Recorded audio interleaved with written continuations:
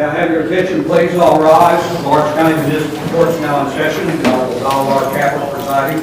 All those having business before the court draw near and shall be heard. God bless the great state of Ohio and this honorable court. You may be seated. Good morning. Welcome to Lawrence County Municipal Court. We have several reviews to do first for folks who have court orders to fulfill. This is a review on that. Come up to the table to your right when your name's called for review. Tamari Cave, Chase Lewis, Matthew Z. Lindsay, Letha Mitchell, Amy Jo Piles, Whitney Piles.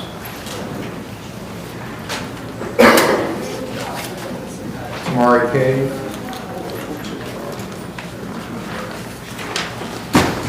Tamari Cave was called, does not appear, is not completed. Will be a bench warrant issue. Chase Lewis is here, 14-1065.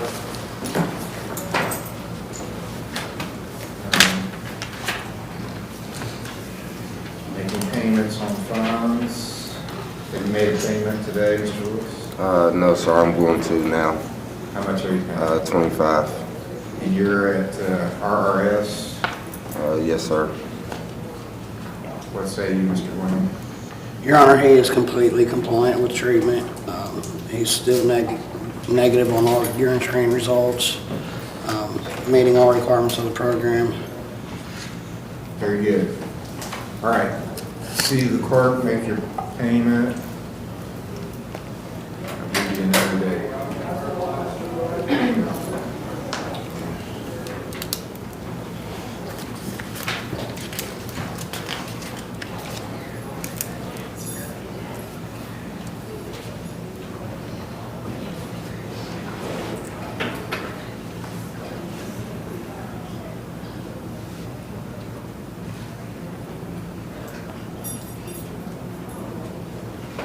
Does it matter if it's Monday or Friday?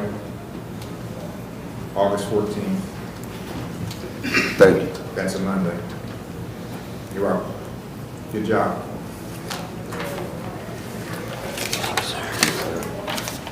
Matthew Lindsay, Yes, sir. 1545, 143402. Hang on funds. Do you have a payment? Not today. Okay, when can you make a payment? Probably Friday or Monday. If you can't pay, you do community service, you get $50 a day credit. You gotta do something. I just paid on it last week, Your Honor. Okay, let me check that.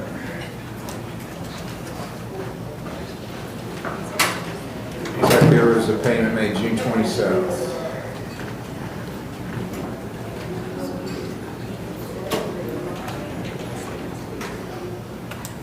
So that's 2 weeks ago. You hadn't made a payment since April.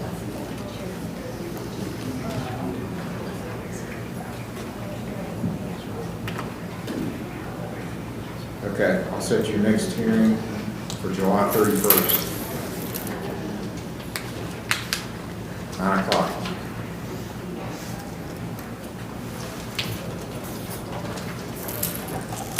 Thank you. You're welcome.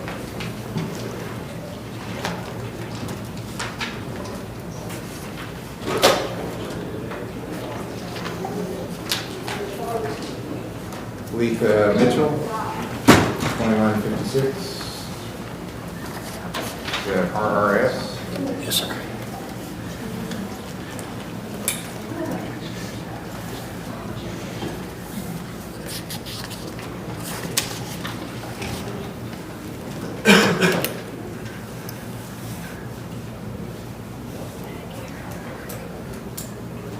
Okay, so it's a good result on your tests and your report. You've got community service to do. I did 4 hours of it. Yeah, she done 4 hours in this one. Okay. So you'll have 26 more to do.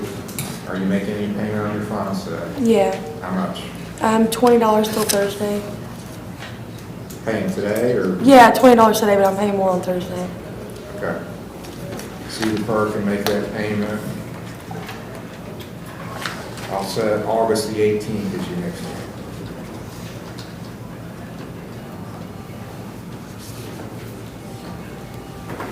Amy Jo Piles. Thank you, Your Honor.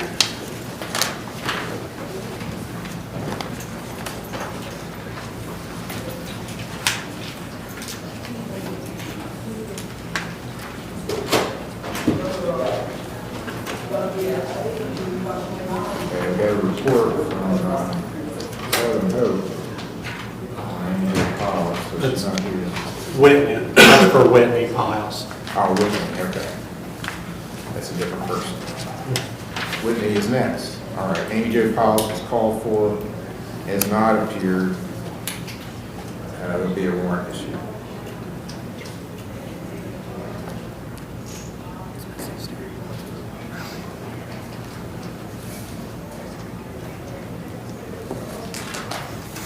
Whitney Piles is 19343.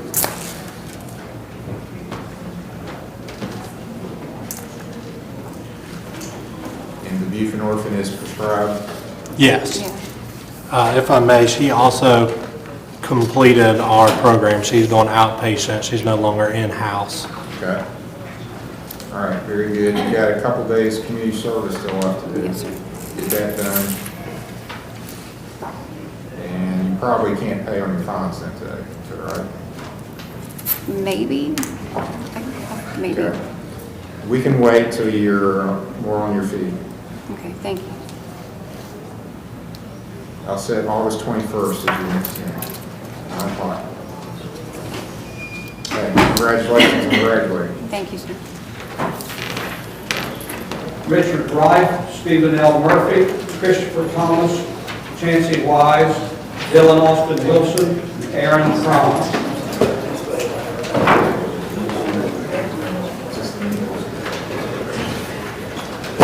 Richard Wright, Yes, sir. 19,218 and 1348.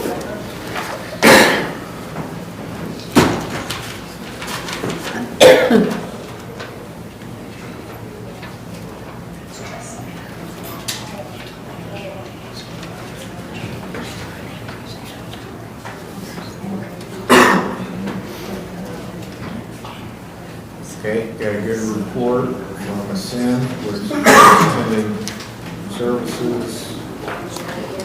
We still have some community service on one case, we finished it on the other. Fines to pay, so we'll wait on that. When can you start doing community service? I'm gonna start doing it this weekend on Saturdays, Your Honor. Very good. I'm gonna pay $30 on my fine today also, okay? Okay. Your Honor, we tried to turn community service in this morning from a sin, and we did not accept it. All right. I'll accept it from, if you're inside of county, if you want to do it, the Portsmouth Municipal Court.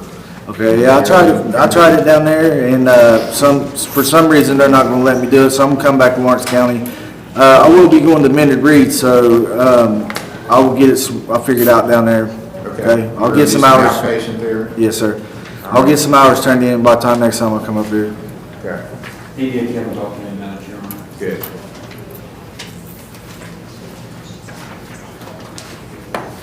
August the 18th will be your next hearing. August 18th, sir, Yes, sir. 9 o'clock. Yes, sir. Thank you. You're welcome. Good job. Stephen Murphy. 2270, Stephen Murphy. Was at the counseling center.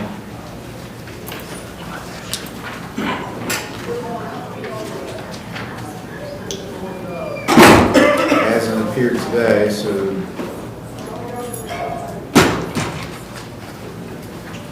and he is a veteran, so I'm going to let Amanda Rayburn know that he's going to appear.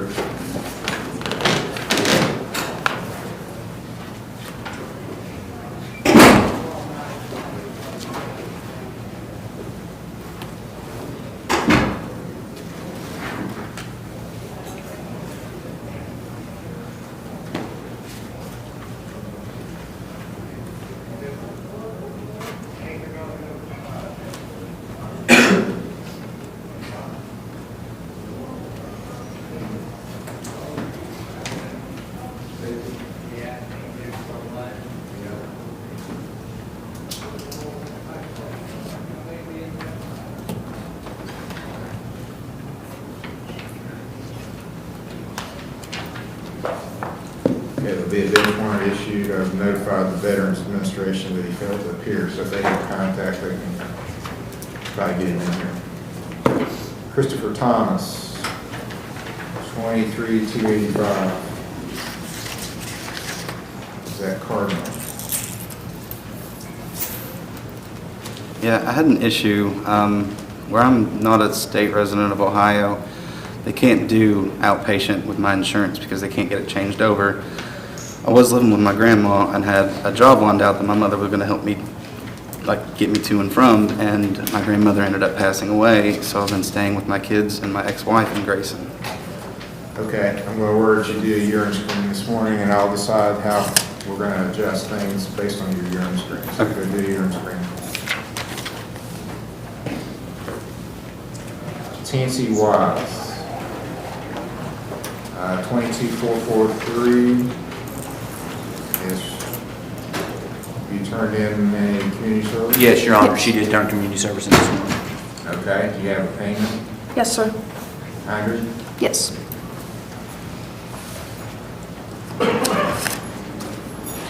Okay, see the clerk.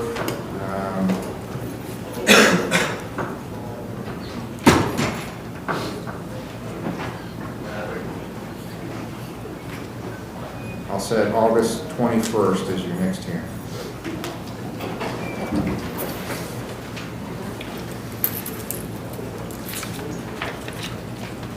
Dylan Wilson, 21,2786.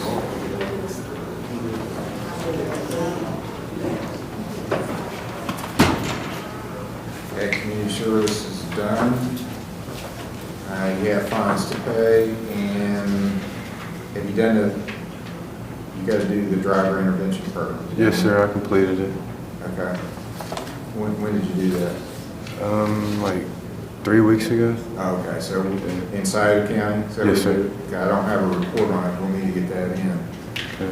They gave me a completion card. I don't know if you need that. Okay, once you do this, I want you to go meet with the probation officer so you can get a copy of it Okay. and make sure we get it. And I was going to pay all my fines off today, too. Okay? I'm going to go ahead and give you a new date, but if you get the completion in on the driver intervention and pay off your fines, you don't have to come to the next hearing. Yes, sir. Okay, so go talk to Mr. Major before you leave. August 28th, and then of course you'll need to see the clerk pay your fines balance. August 28th is your next hearing, just in case. Yes, sir. Get everything done, you don't have to hear it. Thank you, sir. You're welcome. Aaron Cox, 19,288. Okay, you've got still 1 day of community service to do and fines to pay. Yeah, I'm gonna pay on my fine today, and I'm gonna do community service Saturday. I was gonna do it last Saturday, but my father-in-law had a motorcycle wreck, so we've been in and out of the hospital with him. All right, Mr. Cooper's got you down for this coming Saturday, which will be the 15th. All right. Yes, the 15th. And how much are you paying? $20. And then I get paid the following week, and I'm gonna pay $200 on it.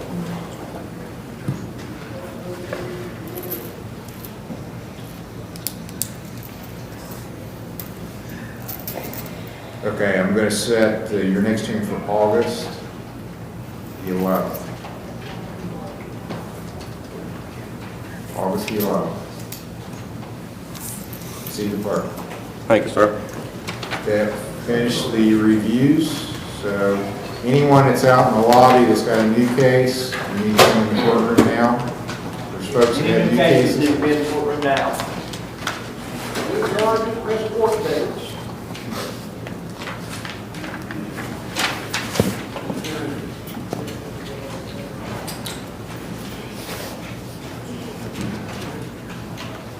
These next hearings are called the arraignments, and that's the first hearing on a criminal charge, or if you missed a hearing prior, we'll call you with the arraignments. As a defendant, you have the right to remain silent. You don't have to say anything. If you choose to make statements, what you say is all going down on the record. It can be used against you. You have a right to have an attorney, to have one appointed if you're facing a jailable offense. and you qualify financially for a court-appointed lawyer, you have a right to bail and to make the state prove any charge against you beyond a reasonable doubt. If you don't understand what's happening, if you're confused, if you want a trial, if you want to talk to a lawyer, you should enter a not guilty plea if you're asked for a plea. You should not enter a guilty plea or no contest plea because you want to get the case over. That's not a good reason to enter one of those pleas. So the safest plea is always not guilty if you're not sure what to do. Call the first case. State of Ohio versus Ronald Ferguson, case number TRC 23923, A, B, and C. Ronald Ferguson.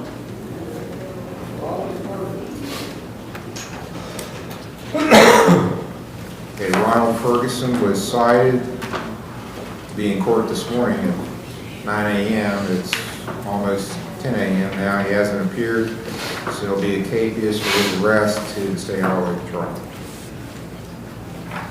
State of Ohio versus Stevie Ward, case number TRC 23922, A and B.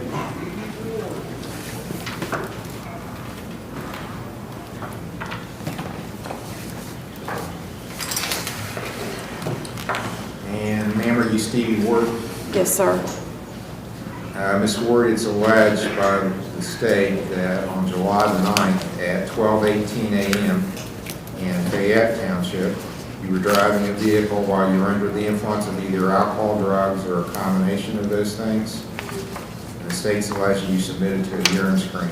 And I did, yes, sir. So those are sent to a lab for testing, and it takes a while to get the results. I don't have results today, and I won't for several weeks. May I just say that I'm in I'm sorry. Hold on, just let me lead you through this and answer my questions, and it'll go a lot smoother. The charge alleges that at Fayette Township, you're operating a vehicle under the influence. The maximum penalty for that is 6 months in jail, a $1,075 fine, and a 3-year license suspension. That's the most the court can impose as a penalty. There is a minimum, so the least you can get if you're found guilty is 3 days in a treatment program, $375 fine, and a 6-month license suspension. You're also charged with having windows that were in violation of the restrictions on window 10. That's a minor misdemeanor. Maximum penalty is $150 fine. So those are the two charges. Do you understand those charges? Yes, sir. Do you understand the rights I explained defendants have?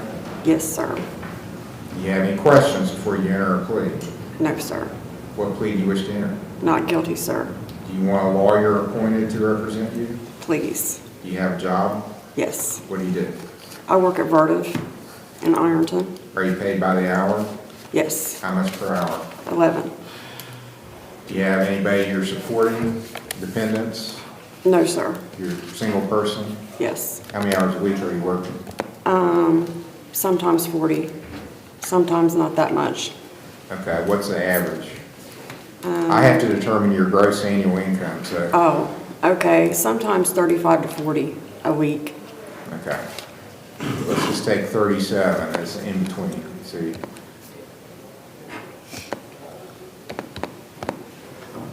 Okay, you're eligible for court-appointed counsel. I'll appoint Mr. Steyer to represent you. Thank you.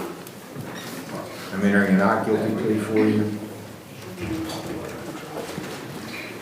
He's here, so we're going to, this is Mr. Steyer. This is Stevie Ward. It's main charge is an ODI with a urine screen. So we probably should go 8 or 9 weeks out. Okay, so that would be about second week of September. Yes, September 11th. Actually, I'm not going to be here on the 11th, but I will be here on the 15th. Let's do the 15th. September 15 will be the next hearing. It'll be a pretrial at 10 a.m. She can sign a $1,000 signature bond. Well, I'm sorry, I won't be on the 15th either. I apologize, I'm out that week. Okay, the 18th then? 18th, I'm available. Okay, September the 18th, so that's All right. I'll write that down. The third Monday in September. September 18th, 10 o'clock will be the next hearing.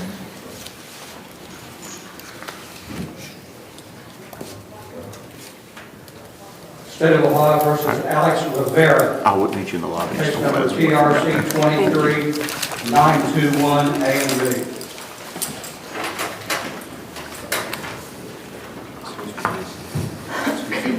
Alex Rivera. Come up here, sir. Sir? Is this Alex Rivera? Sir, are you Alex Rivera? Step up here.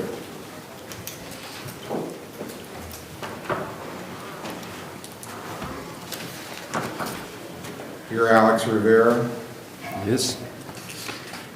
Mr. Rivera, it's alleged on July the 8th at 3:12 a.m. in Fayette Township that you were driving a vehicle while being under the influence of alcohol, that you took a breath test and tested 12 on the breath test. The per se level under Ohio law is 8. The state's alleging you tested 12. And what that means is if you take a test, breath test and test 8 or higher, there can be a presumption that you're impaired if you test above 8. To get the presumption of impairment, the state has to show compliance with the rules for giving the test. Do you understand that? Do you have any questions? Yeah. The maximum penalty is 6 months in jail, $1,075 fine, 3-year license suspension. The minimum penalty is 3 years in treatment, $375 fine, 6-month license suspension. The state's also alleging that you were driving 75 in a 55 zone. That's a minor misdemeanor. Maximum penalty is $150 fine. Do you understand these charges? No. You don't understand? No. I need translator. Okay, so your English is not your first language? Yeah, it's my second language. All right, I'm going to enter a not guilty plea for you. Do you have a job? Yeah. Where do you work? In McGuinness. At McGinnis? McGuinness, welder. Are you paid by the hour? So Yeah. many dollars an hour? You get paid dollars per hour? Yeah. How many? 25. 25, okay. Well, you're going to have to hire a lawyer because you make too much money to get a court-appointed lawyer. I can't appoint a lawyer for you. You want to talk to a lawyer?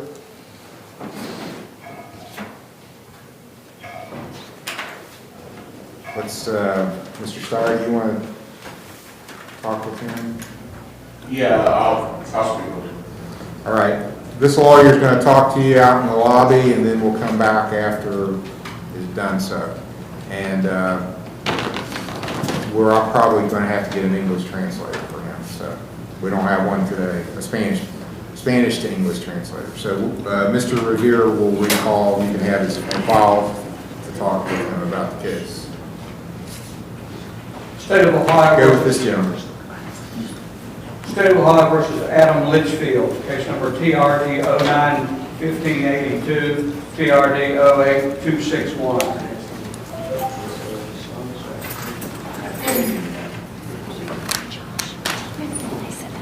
You're Adam Litchfield? Yes, sir. Okay, it's alleged that you missed a review hearing January 26th of 22 on both of these cases and got a warrant issued. They're both driving under suspension cases. Yes. Do you understand that allegation? Yes. You admit or deny you missed your hearings? I missed my hearing. Do you have an explanation for missing? I live in Wauseon, Ohio, up north by Michigan. I turned myself in for it. All I owe is community service. And they don't do community service up there at all because since COVID. And I was calling down and let them know that they don't do community service up there. But I didn't know I had another court date. I thought that since they wasn't doing community service. But since then, I've transferred my union back down to here so that I can do my community service. Are you living here now? or- Yes. Okay. Okay, and you just came in on your own, you didn't get arrested? No, I came in on mine. All right, I'll cancel the warrant, so you don't have to be looking over your shoulder all the time. Yes, I found out Friday and then drove Yeah, down you're here. just lucky you didn't get picked up, didn't have any police contact, so. No, I ain't had no police contact since that ticket in 2009. So what we do here is I'll give you review hearing dates, and you'll keep coming back till you get it finished. Once you I talked to him this morning. Okay, once you get it finished, then you can quit worrying about it. You won't have to come to any more review hearings. Oh, all right. So what's your address gonna be while you're looking down here? 1098 Township Road, or 33 Township Road, 1098.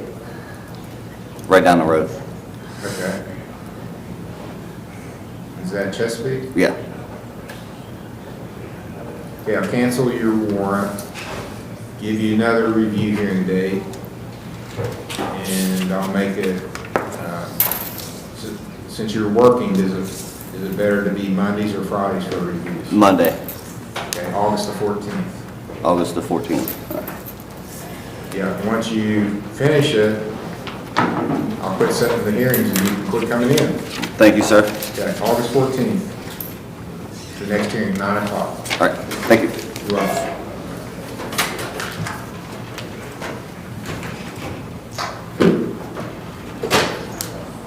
State of Ohio versus Emily Ann Smith, case number CRB 23415. Emily Ann Smith. Emily Ann Smith has been called for.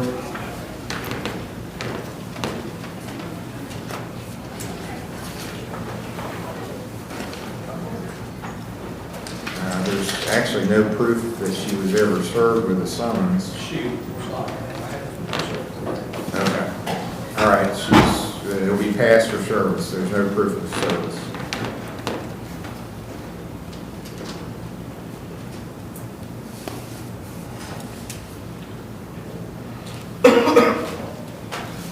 State of Ohio versus Angela K. Markham, case number TRD 222790, A and B.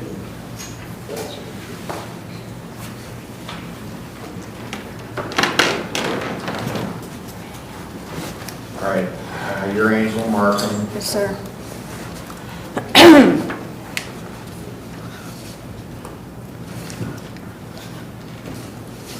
This is an old case, TRD 222790.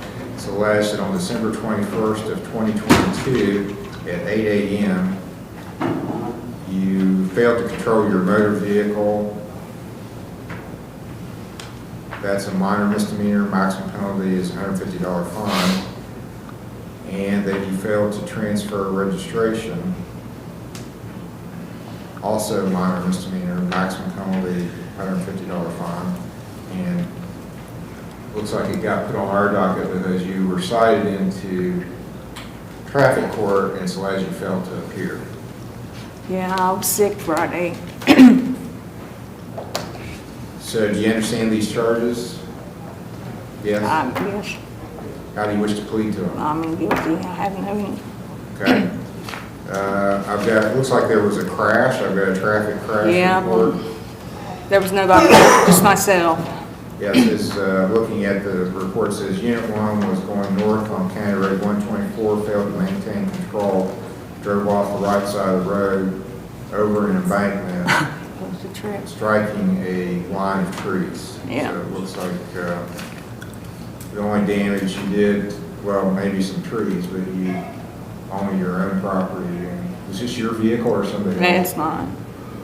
I had no proof, well, Yeah, I got it. Registration back here.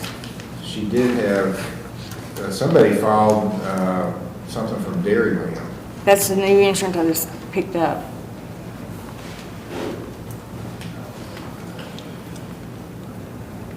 Okay. Okay. We'll show proof of insurance then. Yeah, I gave it. So I got it back here. Will you please take that warrant? Is there anything else you want to tell me about this? No, I mean, I just looked off the road and Yeah, it looks like it was.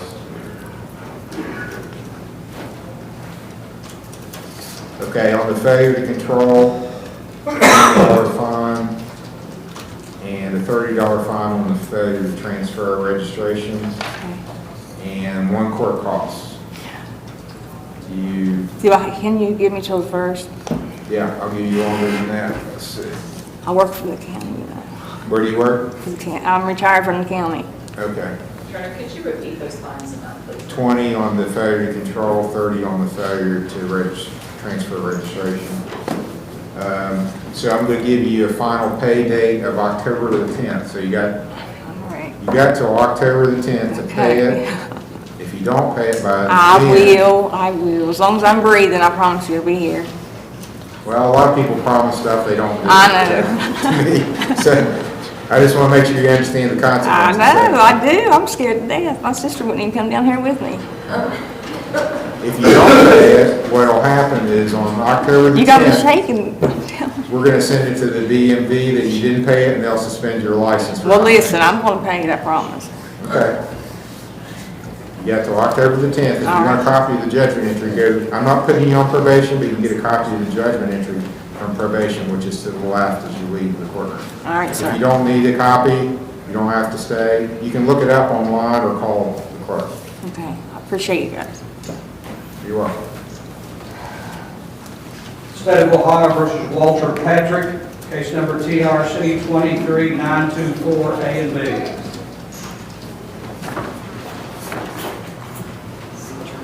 You're Walter Patrick? Yes, sir. Mr. Patrick, it's alleged July the 8th at 5:06 p.m.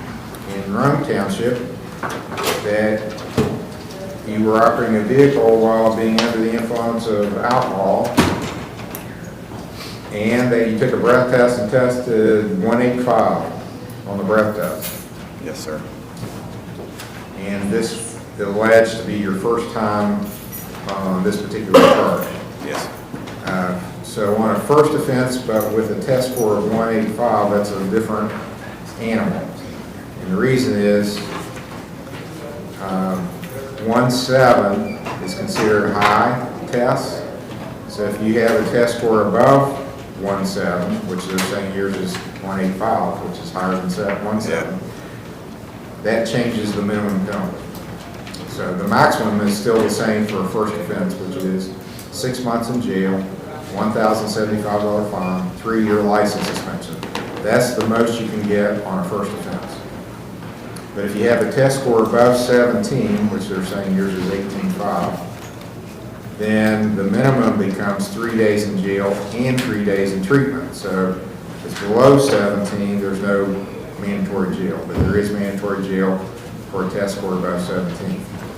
3 days in jail, 3 days in a treatment program, both are the minimum, and a $375 fine and a 6-month license suspension. Those are the minimums. You understand those things? Yes, sir. Then the state's also alleging that you failed to maintain a sure clear distance ahead. Yes, sir. Which usually means you hit something. Yeah, fence. That's a minor misdemeanor. There's no jail time on it. Maximum penalty is $150 fine. You understand the 2 charges? Yes, sir. You understand the rights you have? Yes, sir. How do you plead to these charges? No contest. If you enter a no contest plea, you're not fighting the charge. You're saying, I don't want to fight it. I'm agreeing that I can be found guilty. If the court thinks that what the state says it's gathered as evidence is enough legally for a conviction, then I agree I can be found guilty without a problem, without a lawyer. And there is mandatory jail in this. Do you understand that? Yes, sir. Okay, do you still want to enter a no contest plea? Either no contest or a guilty plea. It doesn't. I'm not going to fight it either way. I know. Okay, well, it's up to you. Unless you injured somebody else or damaged their property, there's not much of a distinction.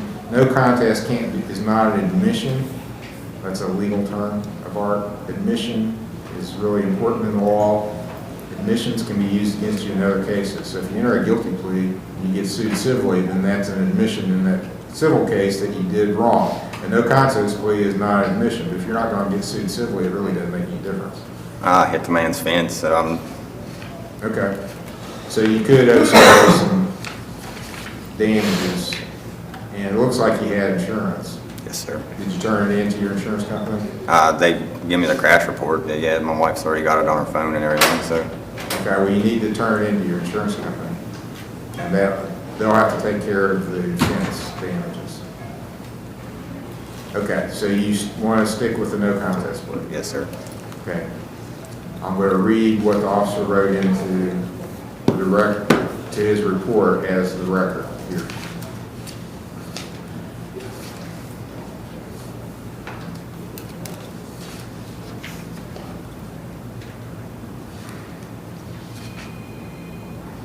Okay, the officer says, I arrived on scene, I observed Unit 1 off the east side of State Route 7 and into a fence. I observed Unit 2 parked in the driveway. I spoke with the driver of Unit 2. He stated he was driving along when Unit 1 came up behind him and struck the rear of his vehicle. I then spoke with the driver of Unit 1, and while speaking with him, I could detect a strong odor of alcohol coming from his breath. He stated he was driving too fast, not paying attention before he could stop the rear end of Unit 2. The driver of Unit 1 was placed under arrest for operating the vehicle under the influence and charged with OVI and failure to maintain the sugar distance at will.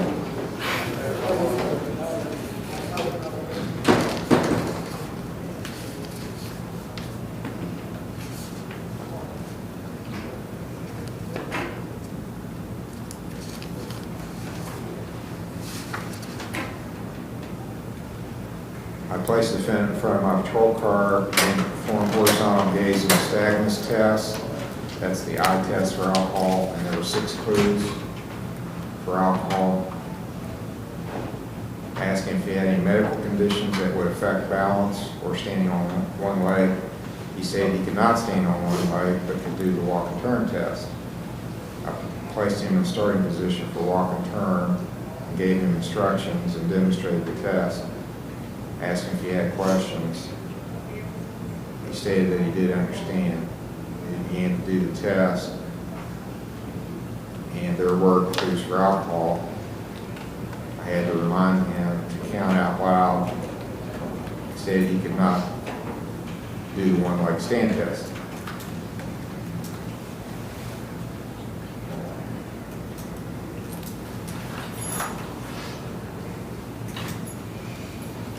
Placed him under arrest for OVI. He was transported to patrol post, agreed to give a breath test, and tested 185. Was charged with failing to maintain sugar distance ahead and OVI. Was released to his wife. Okay, so there was more than just the fence involved. Yes, I hit a car and then went into the fence. Okay, you need to. I've already submitted all the papers to, they've already got it all on file for my insurance and everything. Okay. Who's your insurance company? Progressive. Is there anything you want to tell me before I sentence you? Is there any way that I can be able to drive back and forth to work after all this? Yes.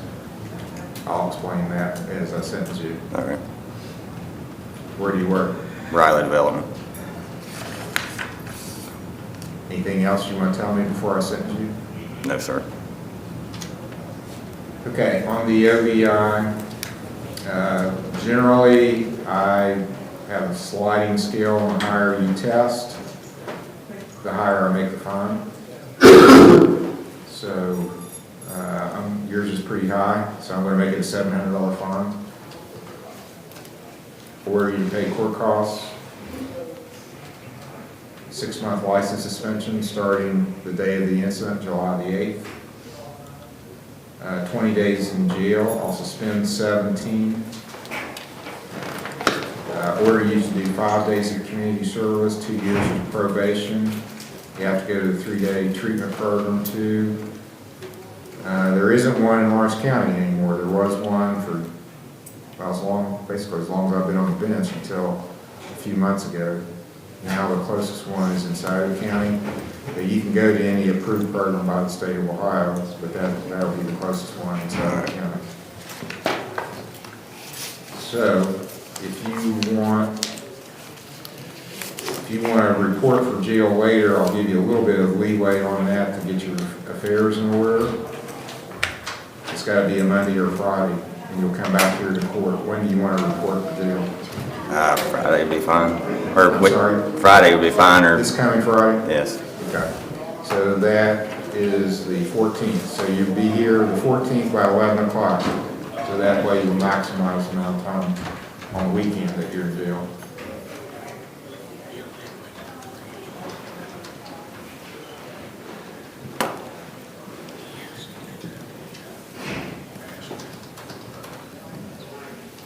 I'll set your review hearing. Is that right, September 21st? We missed some days, Your Honor. Okay. All right. Your review hearing is going to be September 21st. You can write it down if you want, but you're going to get a piece of paper that'll have the date on it. You're going to meet with the probation officer this morning, Mr. Major. He'll give you the paperwork. Everything I just told you is going to be on what's called a judgment entry. That's what you go by. And he's your contact person with the court. Mr. Cooper will be who you'll be working with on community service. Community service you can do any day but a holiday or a Sunday. So we have it or you work Mondays through Fridays? Monday through Friday, sir. Got it. Saturdays we do community service every Saturday. On the assured clear distance ahead, I'll impose a $50 fine.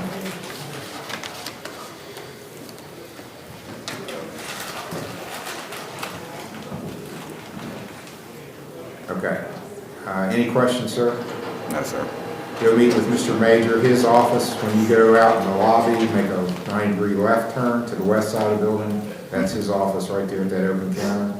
Go talk to him, get your paperwork, and you're free to go after that.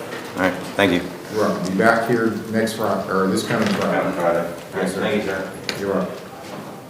State of Ohio recalls Alex Rivera, case number TRC 23921A and B. Your Honor, Mr. Rivera has a friend with him who's able to translate for the moment, but I ask that he be allowed to approach. Sure. You can come forward then, sir. I spoke to Mr. Rivera. I'm not sure if a plea was entered. At this time, just for the limited purpose of the arraignment, I'd like to enter a not guilty plea on his behalf and ask for a court date to be set.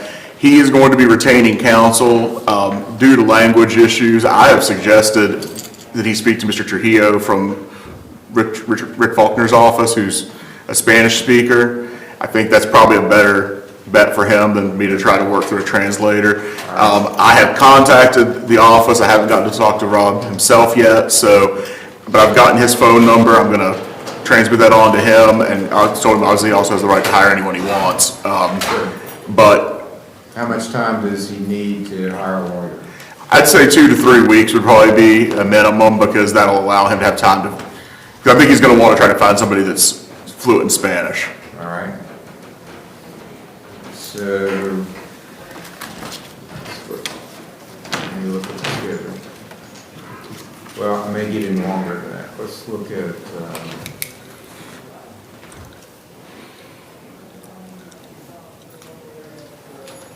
does it matter to him if it's a Monday or, it's going to be a Monday or a Friday? Does he prefer a Monday or a Friday? Un lunes o viernes. O el 20. Sí, un lunes o un viernes. Este viernes puede. No, te va a dar como 3 semanas. Is Monday or Friday better? Monday. Monday, Your Honor, please. August the 7th. August 7th will be his next hearing. That is a Monday. It'll be at 10 a.m. And I don't believe he posted a bond. I discussed with him how a signature bond works. We would ask for a signature bond in this case. He can sign a $1,000 signature bond, and would you translate, tell him, as long as he comes to court, he doesn't have to pay. If he doesn't come, he gets a warrant, that's the most serious part. And when he's arrested, he has to pay $1,000 for not showing up. But as long as he comes, he doesn't have to pay. He don't have to pay?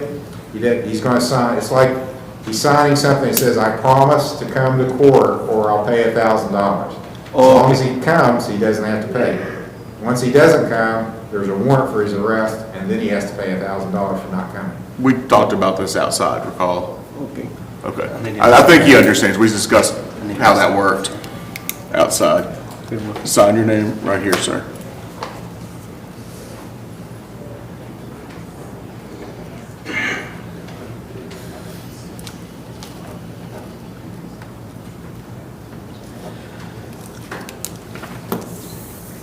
Okay, would you ask him if he has any questions? Do you have any questions? You asked that. I'm sorry. We're good.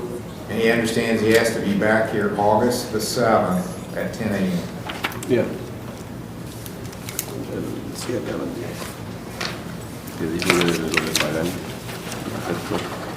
State of Thank Ohio you. calls Christopher Thank you. Thomas, case number CRB 23285.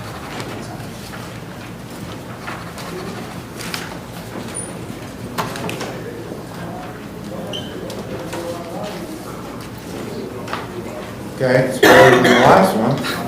Absolutely.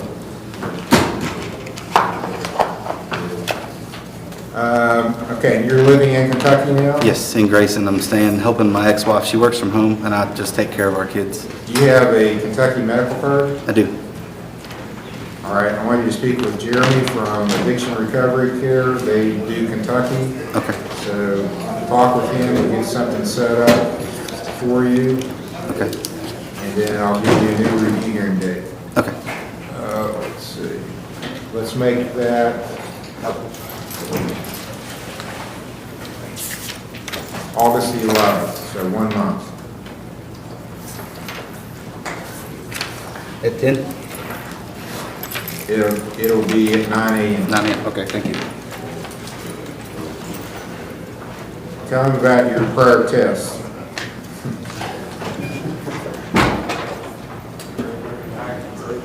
State of Ohio versus April L. Combs, case number CRB 23346. On deck will be David Bustetter at Lawrence County Jail. All right, sir. April Combs. This obviously is not April Combs. Who are you, sir? Is it April Combs is here? Okay. All right, April Combs is here. This is Mr. Smith's case. It is, there was a warrant issued, she was actually in the Gallia County Jail that you were at. Yeah, and my daughter was just put it up. Okay. And she could not appear here, so there was a bench warrant put out, so she'd have to come back here once she was released. And I got, go ahead, I'm sorry. That's okay. And I think we just need to get a pre-trial, we've not had a pre-trial yet because of her previous incarceration. All right, so we just need to set a new date. Yes, Judge, if we She missed could. before. Yes, sir. June 23rd, she was in custody in Gallia County at that point. Yes, So sir. I'll cancel the warrant. Okay, thank you. And when would you like to come back? Just whenever it's available for you.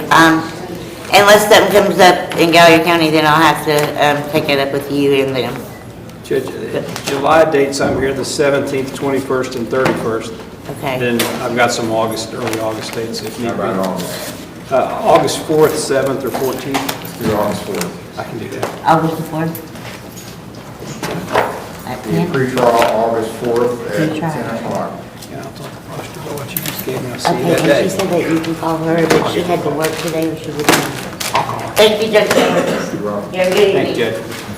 State of Ohio versus David A. Bustetter at Lawrence County Jail, case number CRB 18917, TRC 193832. Daniel James is on deck.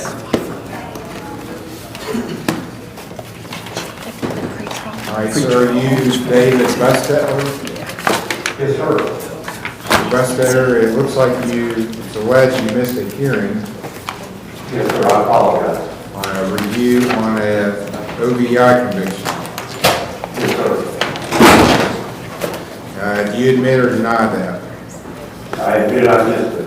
Do you have an explanation for missing? I just woke up, so I apologize. Okay, you've got still some community service and fines and court costs to pay. Yes, sir. How long have you been in Total jail? half rate way. Pardon me? When did you come into the jail? Sunday morning. Okay, was that, you have new charges as a result of that, or this the only thing that's going on? This is the only thing. And where are you living now? I am living with a friend right now, Where's that? in Iron. Because the address I had before was Cliff Street. Do you still live there? Pardon me? I had an address of Cliff Street before in Ironton. Is that where you're still living? No, I live with Jeanette Sister, who got on one address here. Okay. But I do have another court date today working in Iron. Ironton Municipal? Yes, sir. Okay. Well, I'll sentence you to time served for contempt for not coming to your hearing before. I'm going to give you a new hearing date. Of course, that's not going to get you out of jail. You'll have to go talk to Judge Waldo too and do whatever he decides for you. Your next hearing in the court in Chesapeake is going to be August 4th, so that's the first Friday in August. You got to be here for your review or finish what you ordered to do. What I'm showing you still owe is 6 days of community service and $975 in fines and costs. And you were supposed to have some treatment. I don't see any evidence of treatment, so you'll need evidence that you've done the treatment that you were ordered to do too. Okay. Now, on this piece of paper I had in my hand, it's got making part of a $1,500 bond for somebody else. You could have got out by posting the bond, but you know, there's no point in it now because I'm releasing you, but you still have a holder from Judge Waldo's court.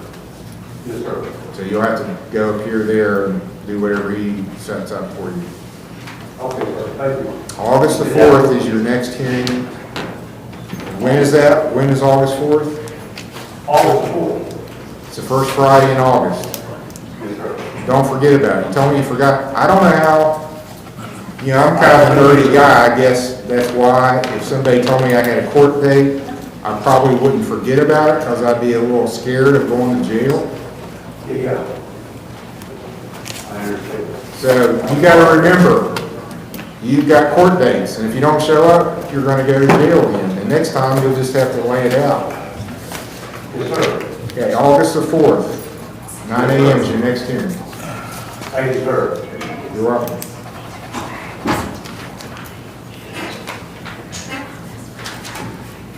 State of Ohio versus Nathaniel James, case number CRB 23317, and Alona Seymour is on deck.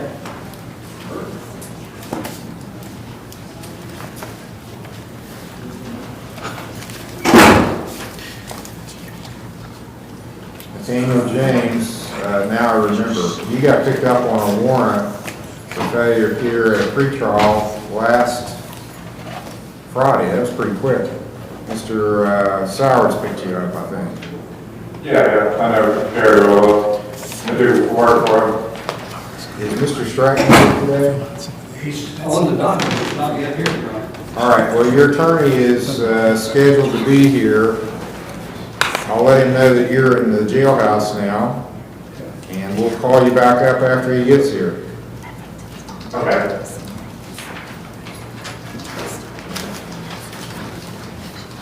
State of Ohio versus Alona Seymour, case number CRA 23414, and Seth Harrison is on deck.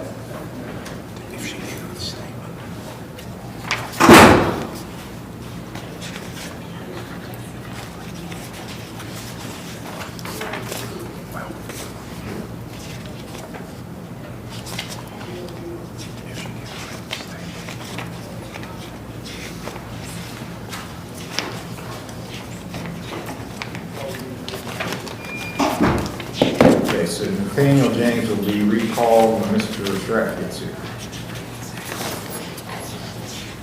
Alona Seymour. Are you Alona Seymour? All right, Ms. Seymour, I'm Judge Capper. I'm going to turn on the recording. Recording, let's go ahead. You have a right to remain silent. You don't have to say anything, but if you do, what you say is going on the record. It can be used against you. You have a right to have an attorney, to have one appointed if you can't afford one,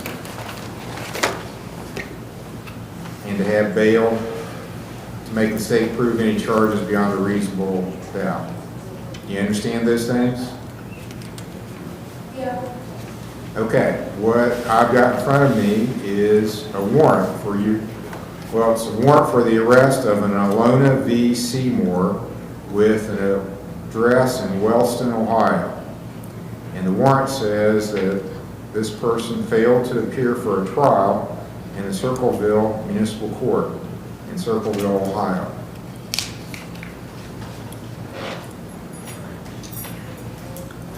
And that was sent to our sheriff's office by the Pickaway County Sheriff's Office. So if you're that person, you have a right to a hearing. Well, whether you are or not that person, you have a right to a hearing to make sure you are that person, and that I send you to the correct jurisdiction where you're wanted. So you can have an attorney appointed here to represent you if you want one, but it's not going to be, we're not going to have the trial here. The sole issue in this court is, are you the Alona Seymour that Circleville wants, and should I order you to go to that jurisdiction on the warrant? Do you want to have such a hearing, or do you want to wait and agree to go to Circleville on this warrant? I'm not sure which one to choose, because I'm in treatment through the Orange County Recovery, and like, I'm just not trying to lose my bed date or anything. I paid the $50. I was supposed to pay on or before, well, I paid it Friday. Like, I've been making payments on it, and I didn't even know I had a warrant. Like, I'm on felony probation.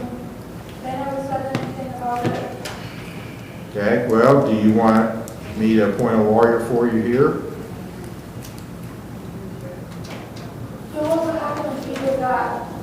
They could investigate whether you should be sent to Pickaway County or not. Yeah, Do you have a job? yeah.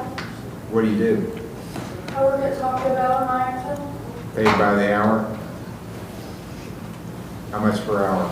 10 cents. Okay, you're eligible for court-appointed lawyer. Mr. Thompson, I'll appoint you to represent Ms. Seymour. I'm going to let Mr. Thompson call down and talk to you, then he'll probably have to call Pickaway County.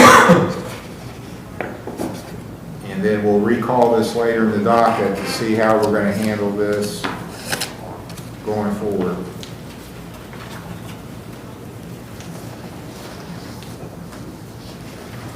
You, Mr. Thompson, I assume you'd like to have the court's file? Yes, Got the warrant in it? All right, if the jailer can hold her out, the lawyer will talk to her, and then when you're ready to discuss this, let the bailiff know. Mr. Thompson, we're ready to call Seth Harrison. Let's do that first. State of Ohio versus Seth Harrison, case number CRB 23403 and CRB 23322. Angel Benson is on deck.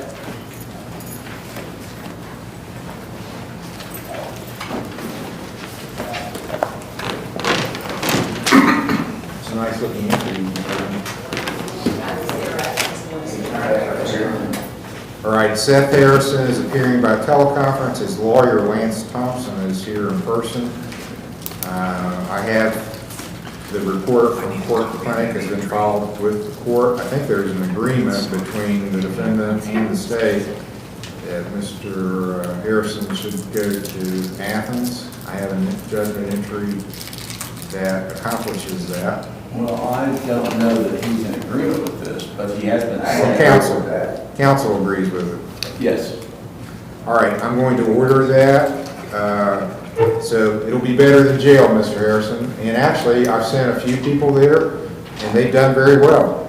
I think they've had a good every person I've sent there has had a pretty good experience and come out a lot better than they went in. So I think this will be a good thing for you. So we'll see you after. I'm signing the order now to transport you to Athens, and we'll have you back in court after they say you're ready to come back. So Can I speak with my lawyer first? you can speak with him. I'm going ahead and sign the order. He can call down and talk to you. I'll set it up. The 8th time she's tried to gaslight me with stuff. Okay, that's all for now. State of Ohio versus Angel Pinson, case number CRA 23413, CRA 23407, CRB 23408. Nathaniel James is on deck.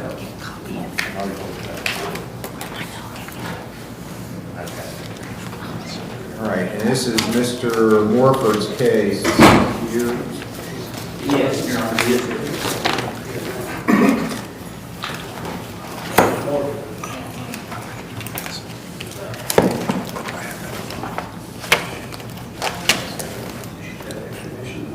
We didn't know that until. Morning, Your Honor. Good morning, Mr. Morford. It's going to be a busy day. That's probably an understatement. I think you got at least one person in the back that's anxious. I've met with two of them, actually, Your Honor. Okay. Specifically the gentleman you asked me to see this morning. All right. Well, we've got another situation here. This is Angel Pinson. She was in court Friday, and at that time, I ordered her release to go to Bethesda for inpatient treatment based on some charges she had pending here. But since then, we discovered that she was not able to be released because I have a copy of a capias warrant issued from Cabell County, West Virginia, that court, for an Angel Pinson with a Markham Terrace address on a, what I understand there to be a felony, what would be similar to a felony of the first degree here in Ohio on an arson. So she was unable to be released to go to treatment due to this issue. So I'm going to appoint you to represent her on that. I don't know what the state's position would be if you would let her go there and face these charges, or if you want to try to work out something with Cabell County. But that is the issue. She can't be released to go to treatment due to this holder from Cabell County. What was the charge? In this court? In this court. She's got their felony 23407, a felony 23407, identity fraud, an F5 identity fraud. Well, if she were to waive extradition back And a to theft offense, sorry, misdemeanor theft? misdemeanor, from Walmart.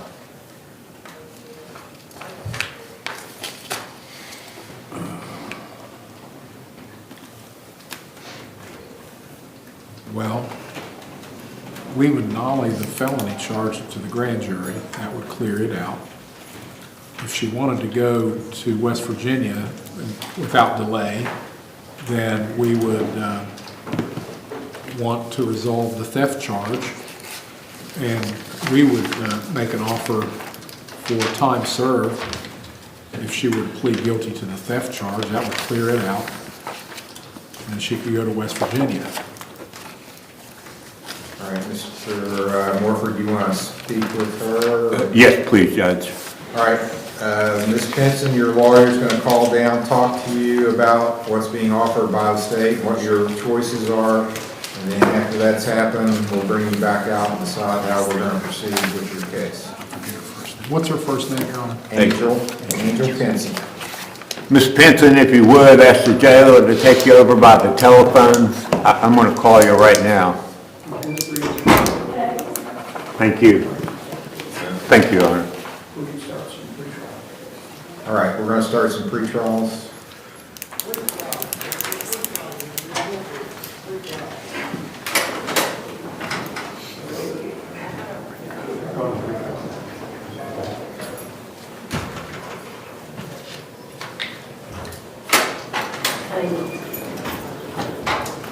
State of Ohio versus Timothy Clark, case number TRC 2373, A and B. This is Mr. Provins's case. Here. He texted me and said he had a hearing this morning in common pleas. He would be late, so I told him we put it at the end of the document.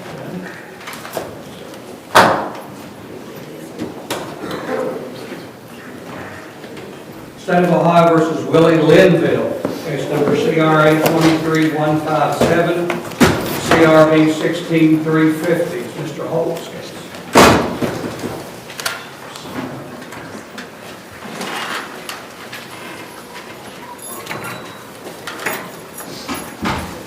This is Mr. Holt's preliminary hearing and pre-trial.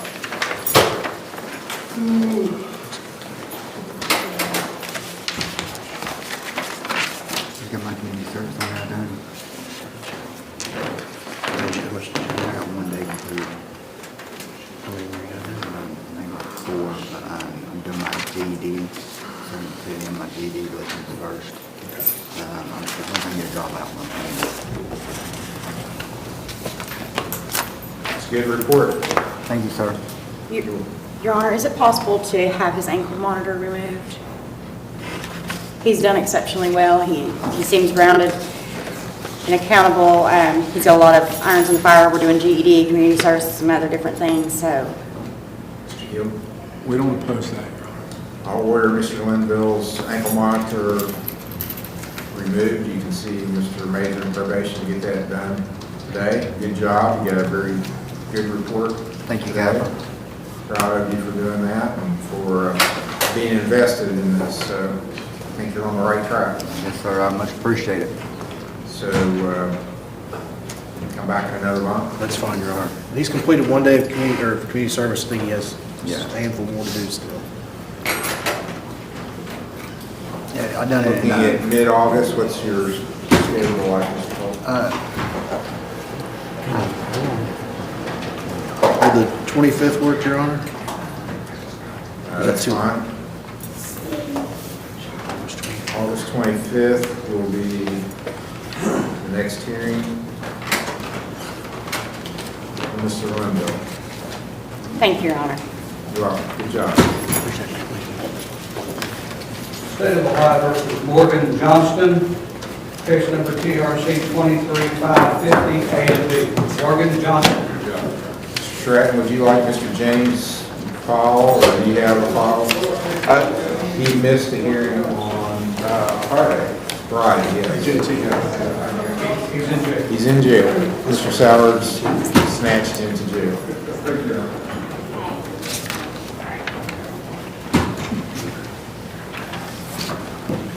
This is Mr. Holt's case for pretrial. Yes, Your Honor. I just received discovery, I believe, Thursday, and I need to review that with my client. If we could have some additional time to allow us to do that. Would the same day as we set for last case work? If there's a time waiver. Yes, we're signing a time waiver. August 25th will be the next hearing for pretrial, 10 o'clock with the time waiver. What time is it? 10 a.m. Thank you, Your Honor. You're welcome. State of Ohio versus Austin Pauley, case number CRA 22737, CRB 2262, CRB 21246 A and B, CRB 19743.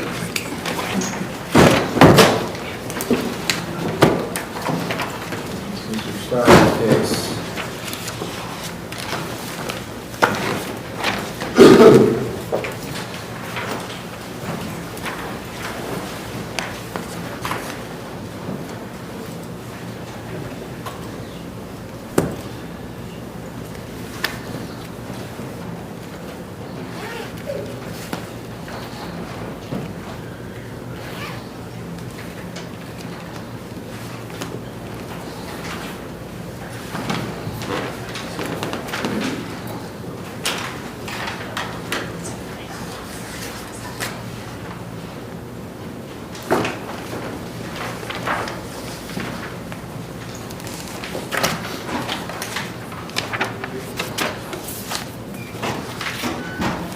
looks like this has been a setback, because he had completed at one point, right? Or- He had completed residential and moved to outpatient.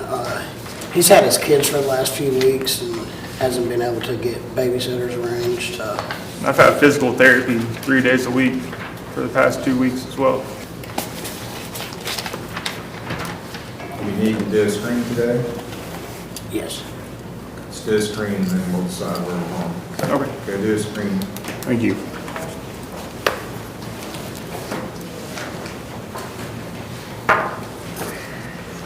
State of Ohio versus Nathan, Allen, and Ralph, case number CRA 23391. Your Honor, he has been picked up by Seneca County. Okay. All right, this is a case on our docket for a Rule 4, Seneca County. I don't even know where that is. North Central Ohio. That case here can be dismissed. He was picked up by Seneca County from the jail.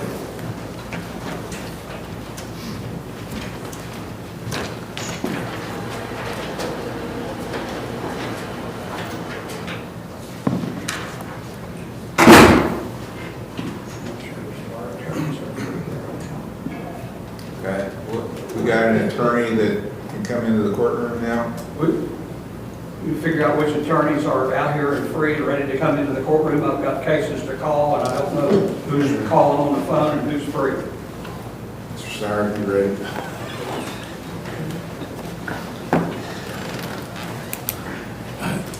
State of Ohio versus Alexis Edney, case number CRB 23361. This is a cross-filing with Mr. Stratton's client, Justice Edney.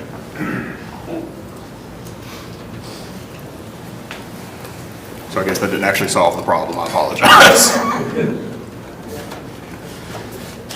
State of Ohio versus Justice Edney, case number TRB 23362. That's Mr. Stratton's case with maybe on the phone. I think he stepped out to call that individual. It was at the jail. Your Honor, I'm on the phone at the jail. You just Okay. Apologies. We'll recall. Have a seat. We'll recall. Mr. Stratton's tied up.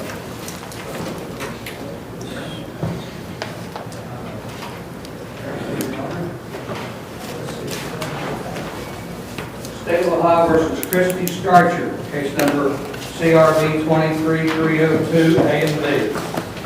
It was actually on set for noon, so I don't know if they're over here yet or not.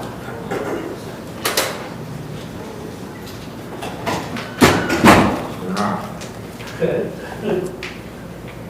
Yeah, that was supposed to be a special prosecuting attorney as well. Yeah. State of Ohio versus Christopher Hale, case number CRB 2487, CRB 1964.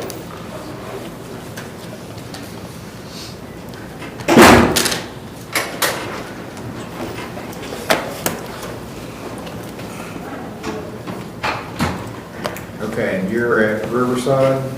I was, Your Honor. I left Riverside and went to my house. On 620. Or 629, I apologize. I hadn't got a chance to talk to Mr. Bobby yet this morning. Don't you have an active? Yes, I do. Yes, sir. That's why I was wanting to talk to Mr. Bobby to see if it was possible about returning to the house. If it's not, I understand. I left it alone. I didn't damage it or anything like that. I just had some issues going on at my home. You want to speak with him then? Yes, I'll speak with him. Okay, I'll let you speak with Mr. Gwynn. We'll recall after that's happened. Thank you, Your Honor.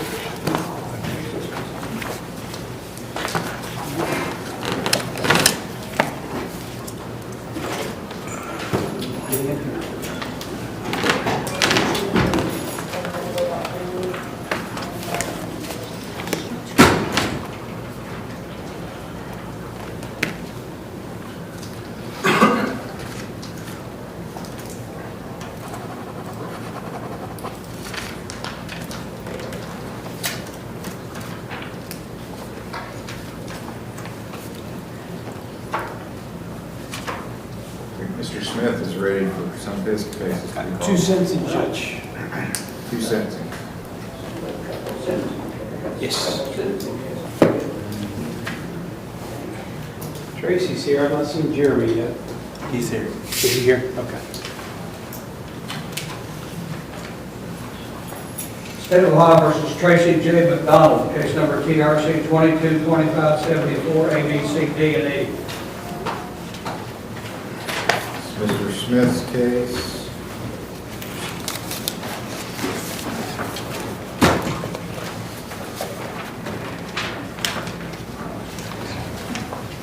Set for sentencing.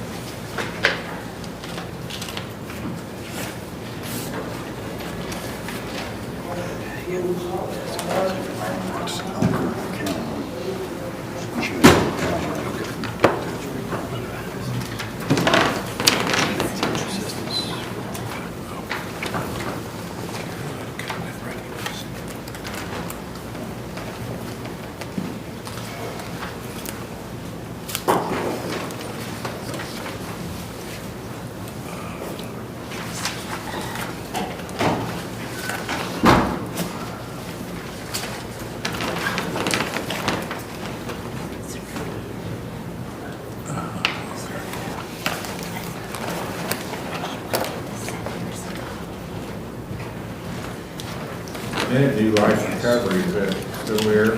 Yeah. Okay. Can you give me a report on, Yes, Your Honor. yeah, the written report? Yes, may I approach you? Sure. Thank you.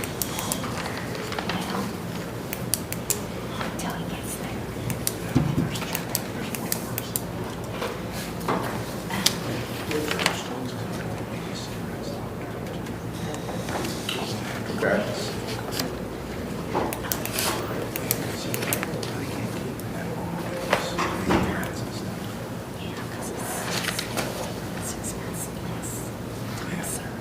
I would say it's an acceptable report.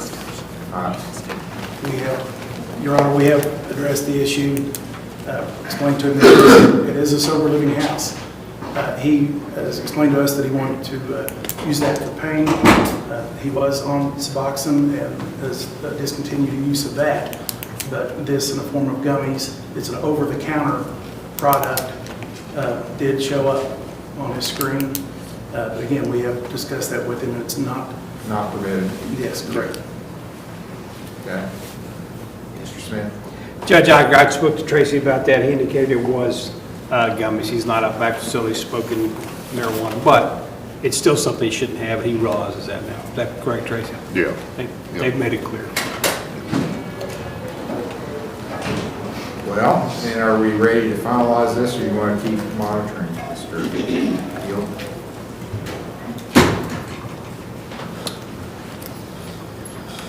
Actually, I think he's already sentenced. We're just more of a pre-trial review. I think He was It's not sentenced. been dismissed on the hits yet, the B case. Oh, okay. There's a notation that that would be dismissed if he completes inpatient treatment. Okay, so there's still one case that's being held over the leaving the scene case. Well, I haven't seen a report from today to know exactly what the.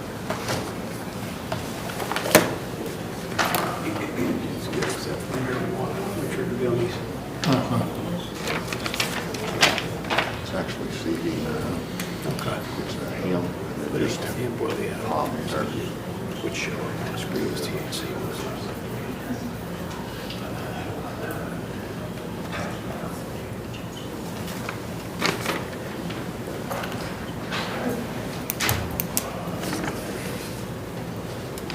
Well, he has developed a good record of compliance, and I think he's come a long way. I think he feels like maybe he's come a long way. I hope that if we determine that his case should be concluded at this time, that we're leaving him in a place where he's going to continue to use the resources that he's been given to stay away from future behavior that gets him back in trouble. So, I apologize because I don't have his file in front of me, but had he been sentenced already?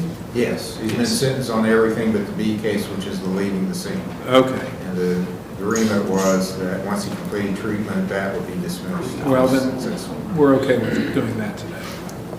All right, so what I'll do, the B case is going to be dismissed today. Then I'm going to set hearings, but they're going to be reviewed rather than sentencing hearings. And we'll go maybe a little more than a month out for that.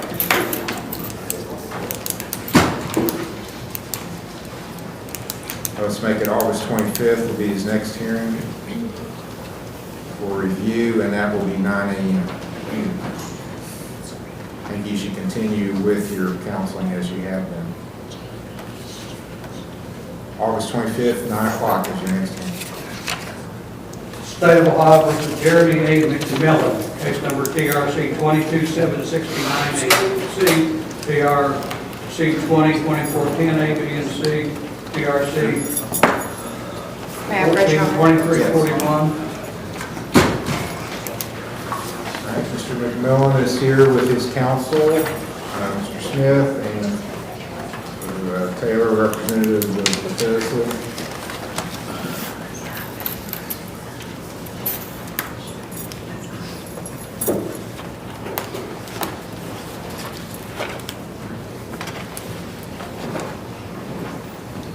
Okay, so it's a good report. It sounds like there's still stuff you're working on, but I take it that things are going well. Had a couple questions I got to talk to her this morning about. Everything seems to be going on. Okay. Well,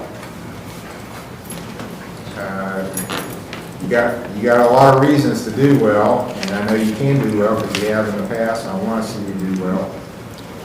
And just keep doing what you are doing, and we need to keep monitoring this because I promised Judge Ferguson I would. Yes, sir. And I saw him in Campbell County last week checking in with probation, so he seems to be doing what he has to over there as well. We just bumped into each other. I'll meet with them 4 more times before we can get everything across the river. All right, any input from the state on this? Well, we're pleased with Mr. McMillan's progress, and so we would want to have, and we want him to complete his program. Yes.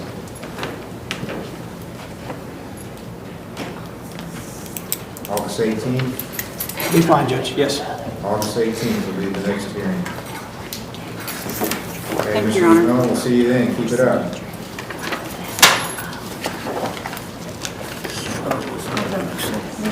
Thank you, Your Honor. You're welcome. Thank you, Judge.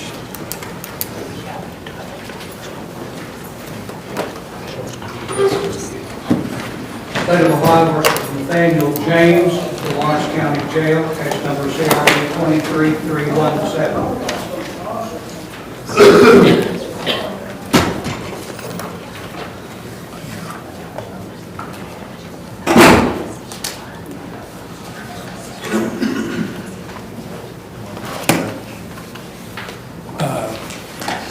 If you need to.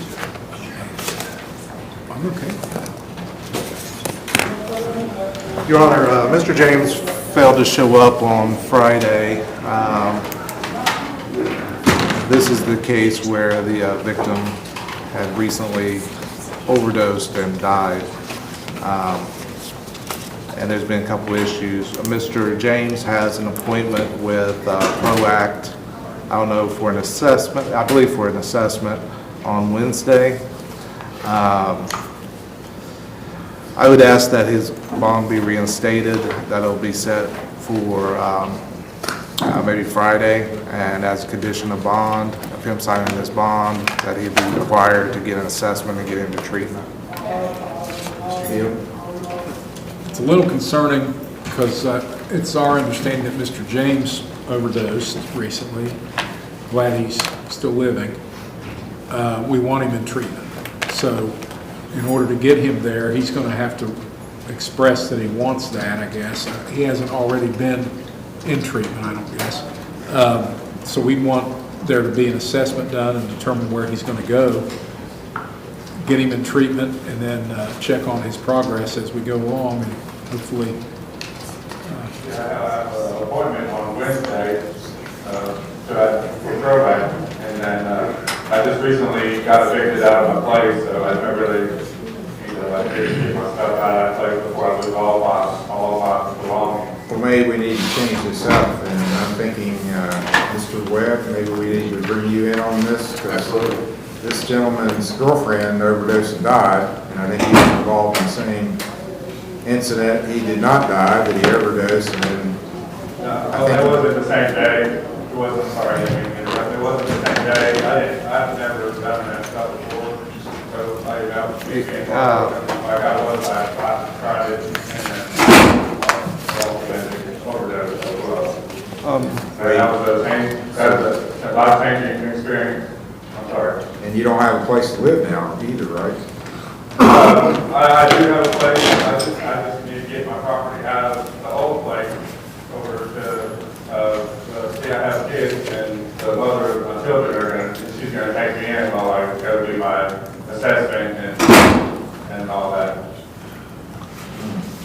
Doesn't sound like the greatest setup.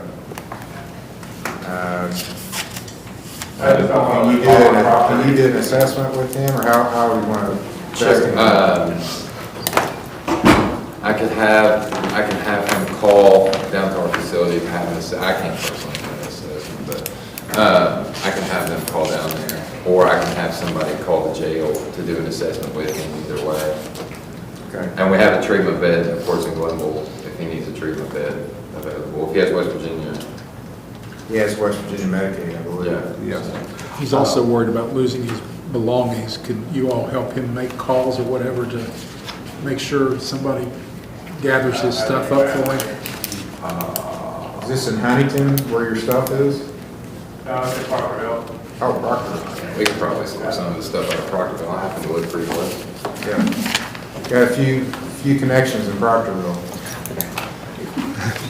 So Your Honor, you want them to call down there, do an assessment and recall it? Yeah, well, I'll let you and Mr. Webb talk about this and game plan it out. And when you guys are ready with him, let's recall him. All right? Thank you. State of Ohio recalls Angel Pinson, case number CRB 23408, CRB 23407, Lawrence County Jail. Alona Seymour is on deck. So we need Angel Pinson, not Mr. James in the seat. James, you're excused.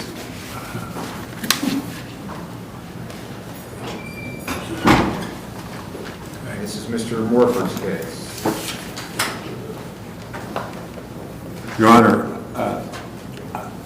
I've had an opportunity to talk with Ms. Pinson. She's going to avail herself of Mr. Heald's offer. She's willing to change her plea to guilty to the theft charge.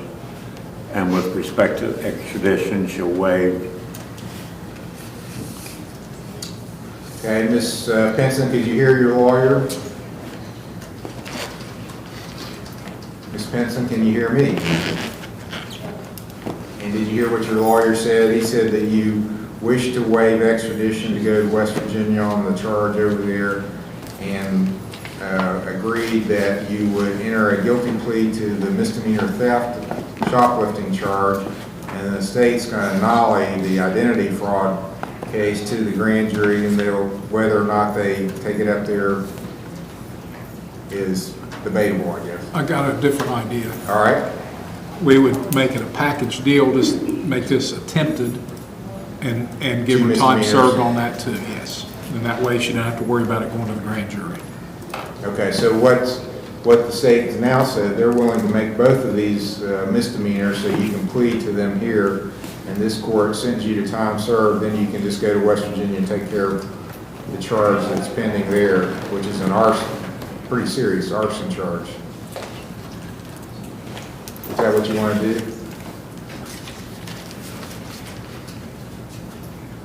Ms. Pinson, as your lawyer, I would advise you to accept that offer.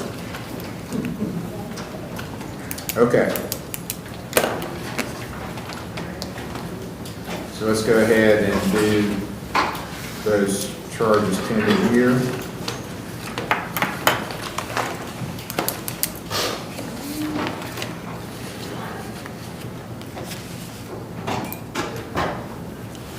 So that 23407, it's got the wrong, yeah, it should be an attempt.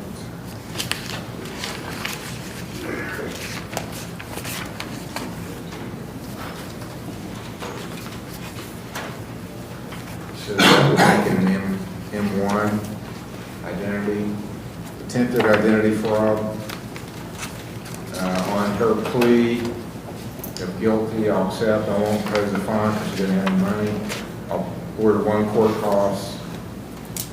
And she's been in jail since the 4th of July. So I'll give her credit.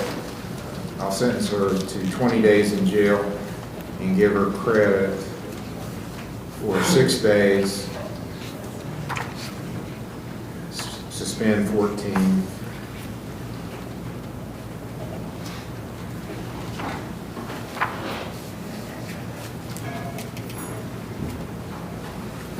And on the condition that she return to West Virginia on charges pending there, which she has agreed to do.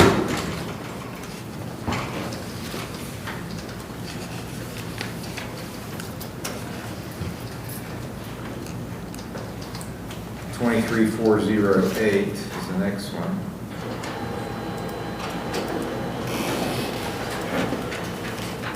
$23,408. And that's a theft offense. I'll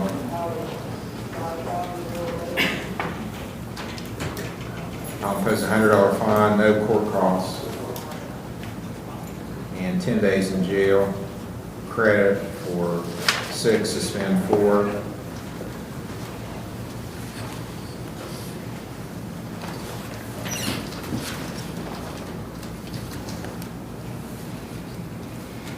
And order her to stay out of Walmart. Review hearing September 21st.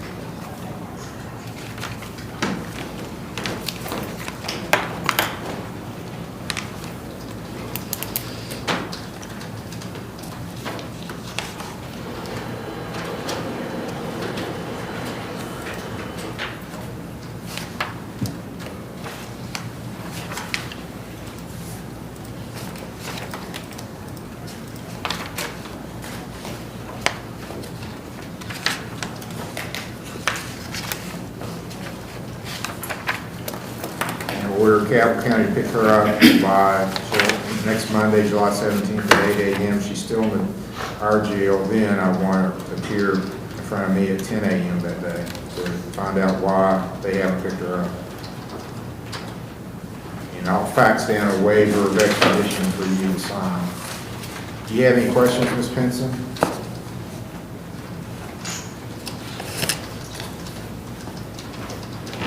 Ms. Pinson, do you understand that the judge set a review hearing for you for September 21st, the first day of fall, here in this court at 9 o'clock?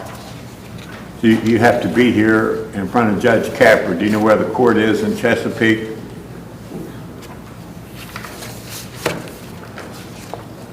Judge, I can't hear her.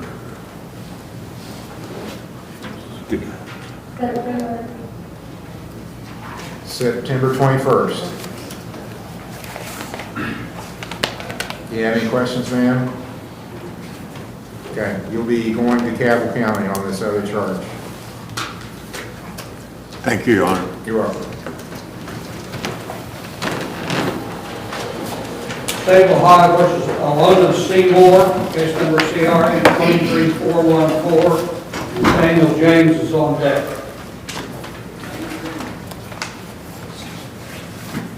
All right, this is Mr. Thompson's case.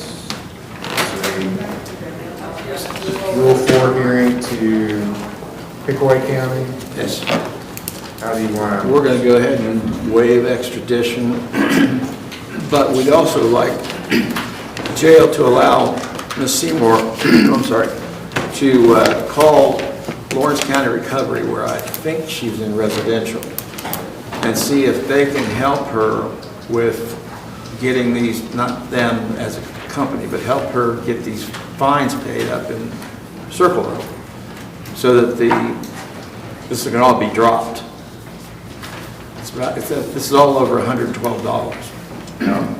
So I'll be calling Lawrence County Recovery myself, but They've got her money. they've got money. They're holding. Okay. Your Honor, Yes. so if $112 is paid, I can be released. Did you confirm that with? Yes. I can get Amy's number, it's in my phone, but she could probably use my debit card to pay it. Okay, well, you need to arrange with her to do that. Well, do you want to wait and see if that can happen, or? Can you call her now? The number's back there in my bed.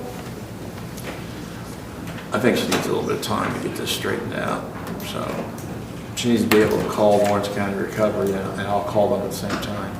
You want to do that today, or when? We can do that. What is your counselor's name?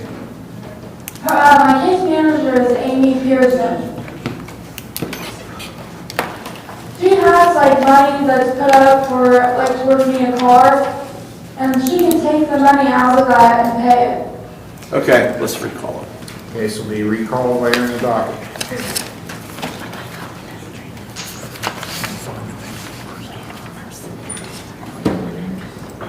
State of Ohio versus recalls Nathaniel James. We're not prepared just yet, Your Honor. They're calling down there to do an assessment. So, Okay. Yeah, All yeah. right. So, We're not ready for Mr. James yet. State of Ohio versus Justice Edney, case number CRB 23362. State of Ohio versus Alexis Edney, case number CRB 23361. Mr. Stiers representing Alexis and Mr. Stratton, Justice. Your Honor, this is a matter of cross-filed domestic violence complaints. Based on pretrial discussions with the state, Ms. Edney is agreeable to a 90-day continuance on her case, and with dismissal if there's no further problems, and I believe, and in her capacity as victim, is this the same for Mr. Edney? yes, Your Honor, it's the same. Both agree. Yes. And there's, it doesn't look like there was protection orders issued anyway at the beginning of this matter. So, is there a request for court costs on this, Mr. Field? Yes. One or more? One. Is there an agreement as to who will pay that? He'll pay the court costs, Your Honor. All right. Court costs will be assessed on Justice Edney's case. So I'm going to set it for October the 9th on both cases. Since there's no protection orders and there's an agreement that case will be dismissed if there's no further problems, as long as that happens. Your Honor, I'm not certain, are we here at Columbus, or October 9th, it's Columbus Day / Indigenous Peoples' Day? Okay. Is the court open? We'll make it the 10th. Yeah, it was the 10th, Your Honor. 10th, October 10th. No appearance will be required if those things happen. In other words, no problems, the costs are paid, you don't have to show up. Okay. As the costs have been paid, there's no problems. 135, is that correct? Unless there's already been cost assessed. 135, that's correct.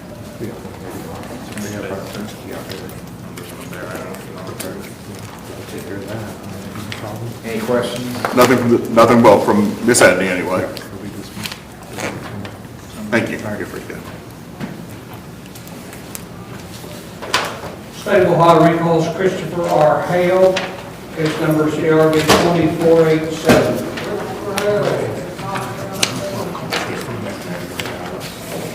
No, that's Justice. Have you seen the report? I'll take him back if you allow it. I've spoken to his parole officer, and he's on board with it also. Yes, parole officer. Yes, sir. Okay, well, you've got 1, 2, 3, 4, 5, and more reasons to get this done.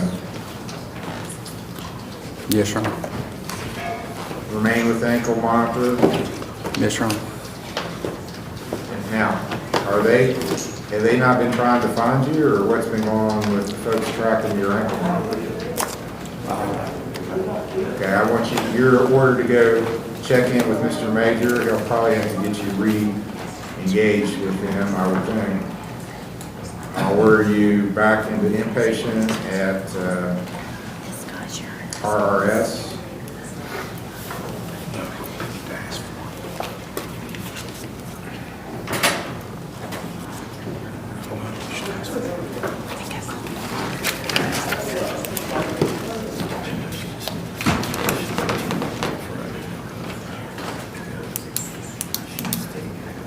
Next hearing is August the 11th.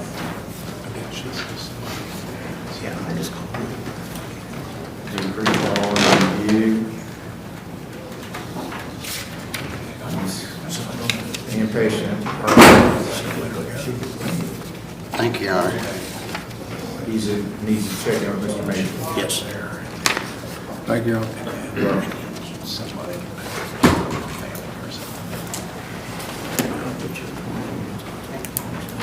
State of Ohio recall Austin Foley, case number CRA 22737, CRB 2262, CRB 21246, CRB 19743.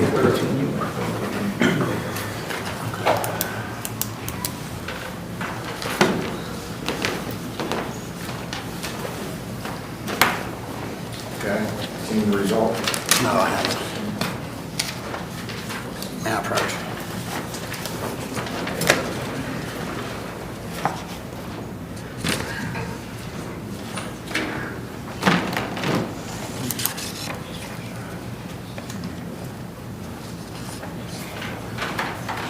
Okay.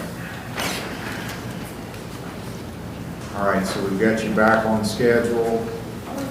Yes, Your Honor. The screen is not 100%, but it's not the worst I've seen either, so it's workable. So, and let's see, I guess Mr. Steyer, we need Mr. Steyer on this.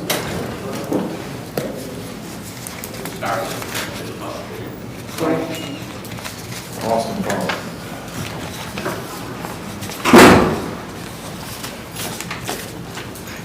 He has a screen.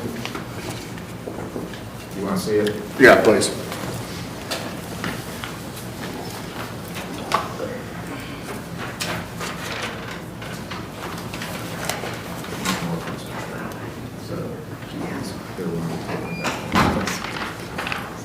All right, so he has an appointment at RRS for outpatient. Has promised to be compliant with that, so we'll come back in another month, approximately August 11th. Let me take a look at what my August looks like, Your Honor.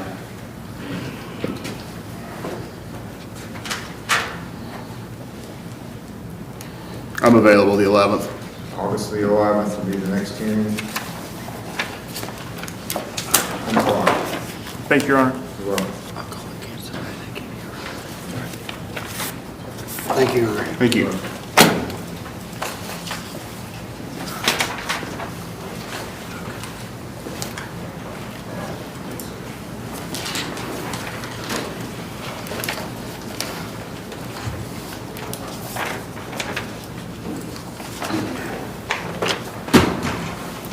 State of Ohio versus Darius Branch, case number TRC 23508, A, B, and C. Your Honor, the prosecutor is currently looking to see if we have urine results, so. Recall this. Yeah. All right, the case will be recalled. Well, we don't have him back. Is that right? All right. Yeah, so we'll just need to set it for another pretrial. What's our time frame here? May 7th. The time would run on about August the 7th, but there was a discovery demand filed, so that would give us a reasonable amount of time to comply. nonetheless, we're trying to comply as quickly as possible. Well, let's see, May.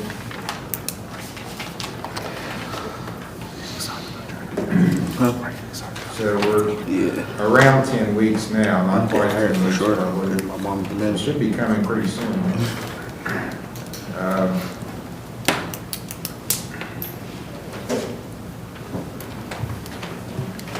Probably come back in a couple weeks, Your Honor, the end of July. Yeah, let's see. Mondays or Fridays be better. Mondays or Fridays? Friday.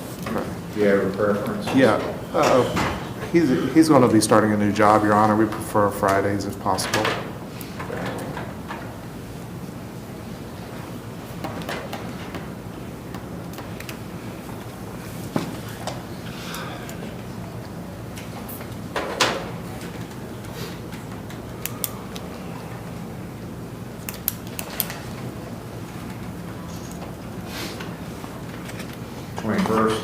Yes. July 21st will be the next hearing. July 21st. All right, they lock.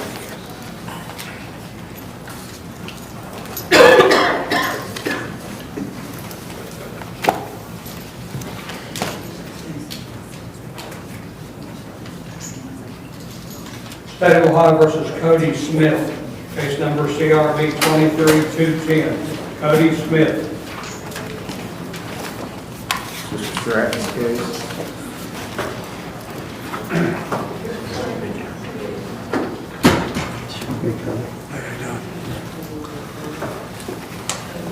Yeah, pressure under. That's going good?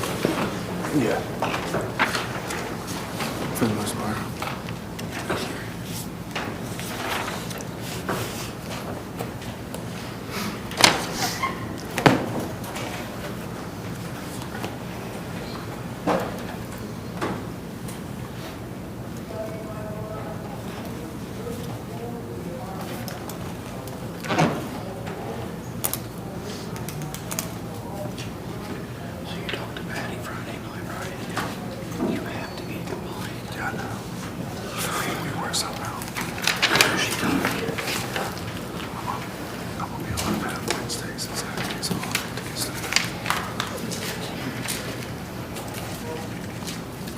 Okay, it sounds like he needs to get to his appointments on time. Yes, sir. Yeah, that's sir. And since this letter was wrote, he spoke to his counselor and he's worked out an arrangement with work that'll allow him to have a couple of days of the week off so he can meet his requirements. Okay.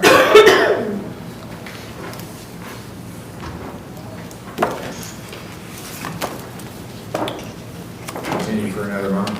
Yes, Your Honor. Thank you.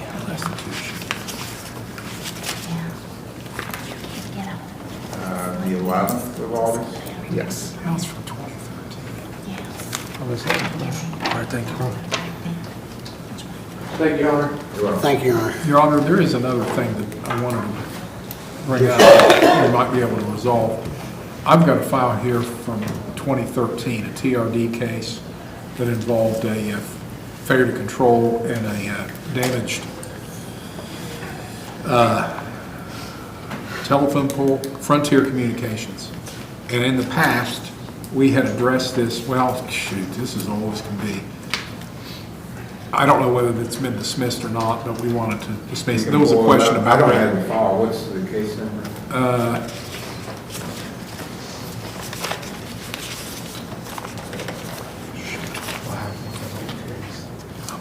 13 TRD 3771.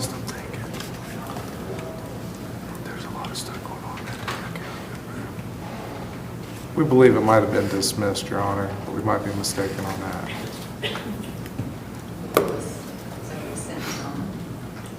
Looks here like he was sentenced. Okay. There was still some notes here about restitution owed to Frontier Communications, but we were never able to make contact with them, so we wanted to make sure that the case was closed all the way. Doesn't look like that. It was ever ordered on this case file. Okay. Okay.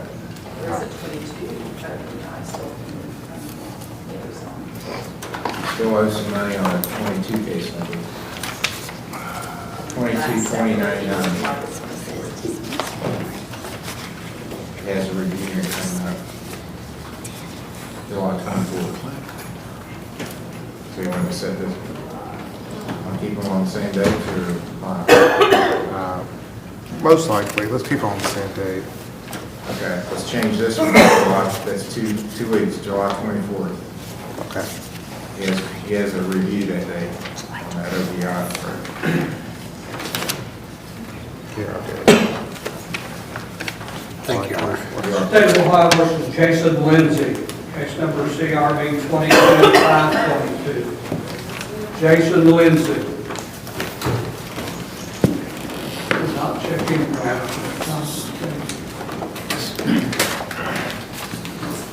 I think that he was told that he didn't have to show it. That's correct. Dismissed without appearance if the costs are paid, but I'm not showing that they will pay. Case number 22, CRB 522.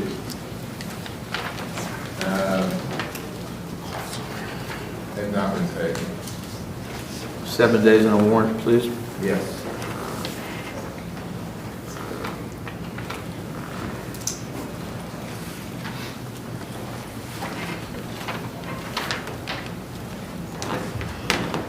State of Ohio versus Todd Daniels, case number CRB 23344. Mr. Murphy's case.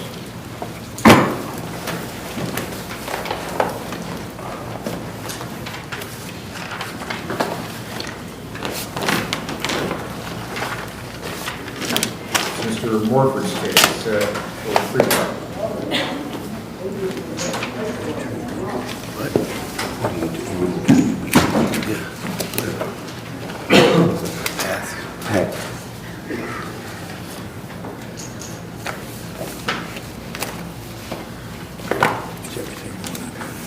Judge, he's in treatment at Path. I hope somebody has sent you a report. I don't have anything. He said he was gonna send me one. At half, did I hear you say? Yes, Your Honor. No, I haven't received a report from anywhere. Another one tomorrow. He said that, he told me that the judge texted him and asked him for a report, and he said he was gonna send one. That's what he told me. I'll see him again tomorrow.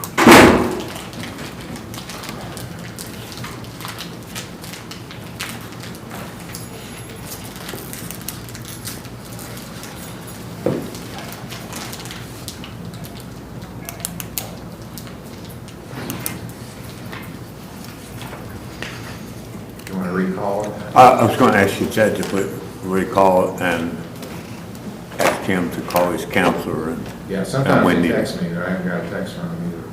Okay.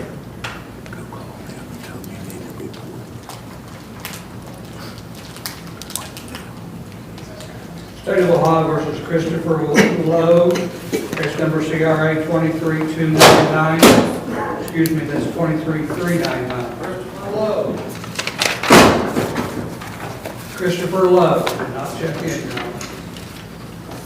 Morford's case.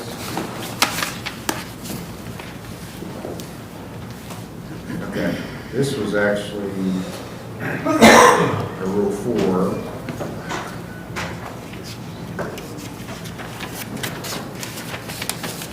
He was gonna.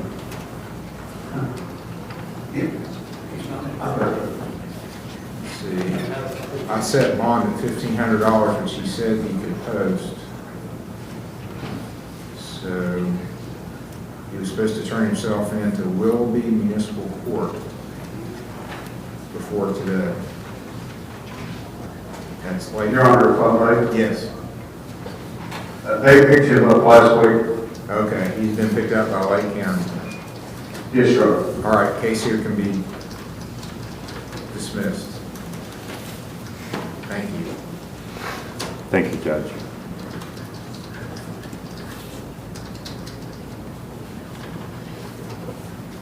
State of Ohio versus Christopher Meade, case number CRB 23363.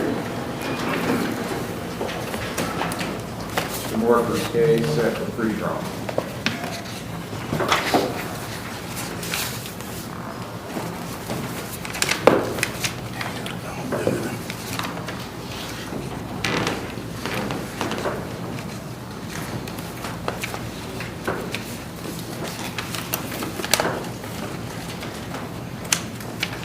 Courtney Corbin here?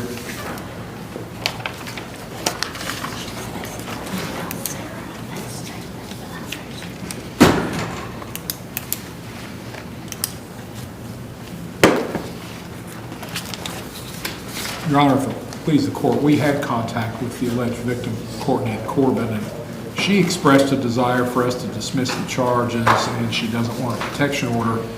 And she was supposed to have emailed us a statement saying that she didn't want either of those things, but I don't know that we have those at this point. We'd like to have her actually appear, tell the court she doesn't want a protection order. We could subpoena her, or maybe, since we have had contact with her, maybe we can urge her to come here. In the meantime, we are willing to do a 90-day continuance. The idea being that if there are no further problems and the court costs were paid at the end, we would be willing to dismiss the charges. If they want to do that, we can start out on that part and then have her come in at a later date and say that she doesn't want a protection order. Your Honor, my client's pretty sure that Courtney is outside. Out here. Here. Want to get her in then? Please. Okay. Go get her and we'll recall it once she's in the courtroom. Will do. Thank you, Judge. State of Ohio versus Alicia Spear, case number CRA 23-250A and B, CRB 23-251.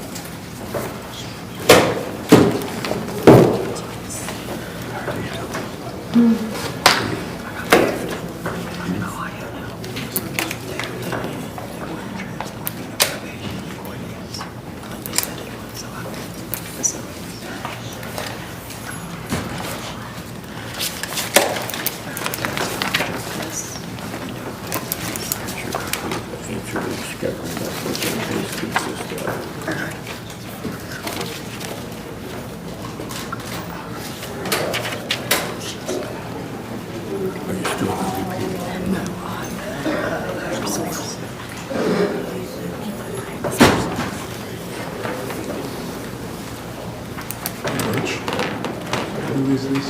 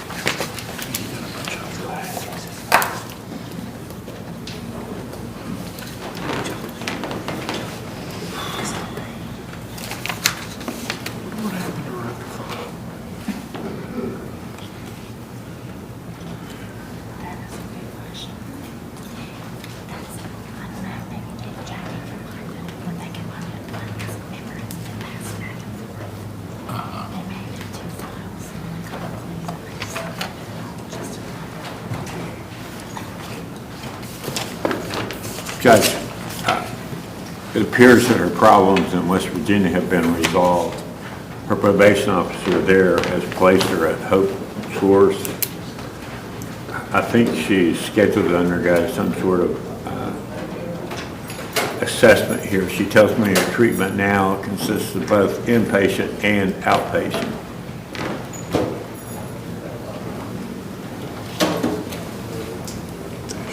There was, earlier, there was one case that was waived to brain injury. Whatever happened with this? It is pending, I think, and it looks like there's a pretrial on July 19th.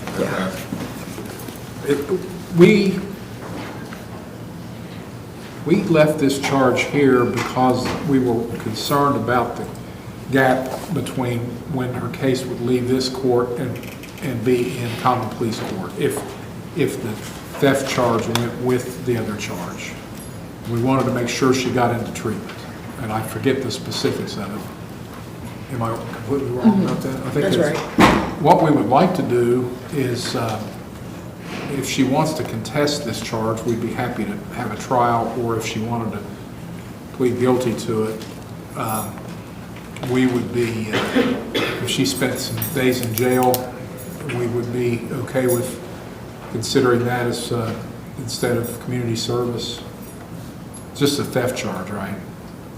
You mean that she spent in the past, is that what you're talking about? Yeah, that she spent when this case. Not new jail days. Right. When she was first arrested on this, before she went to treatment.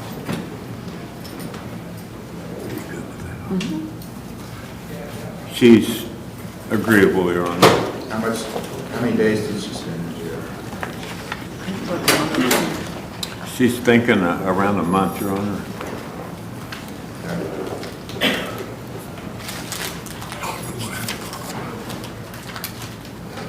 If you want to know exactly, Judge, I'll be happy to call the jail and ask them to compute it.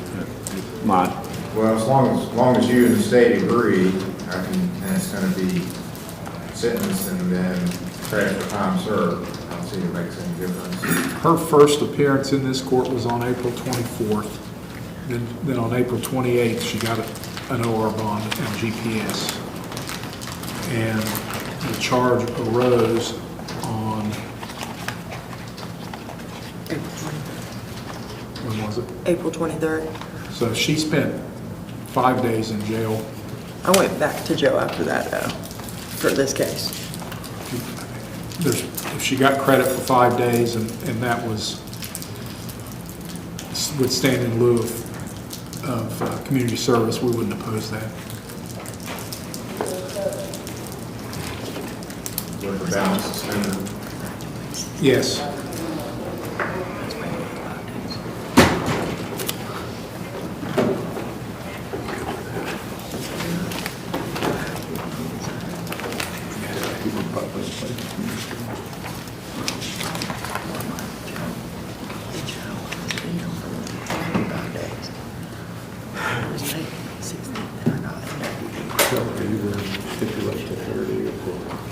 Pardon? Are you willing?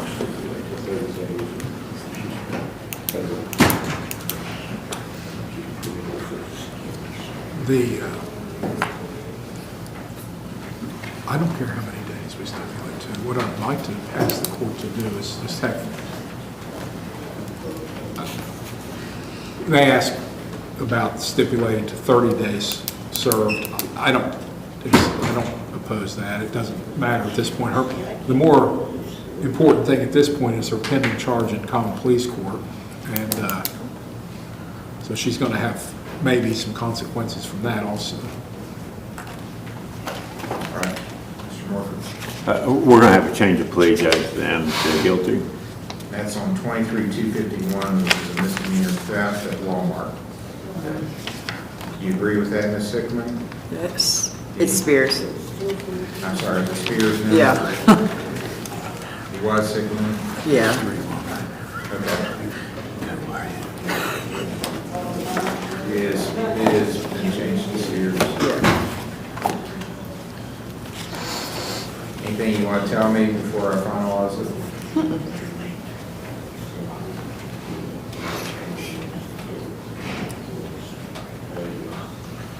Okay, $100 fine, court costs, 30 days in jail, and I'll give her credit for 30 days served.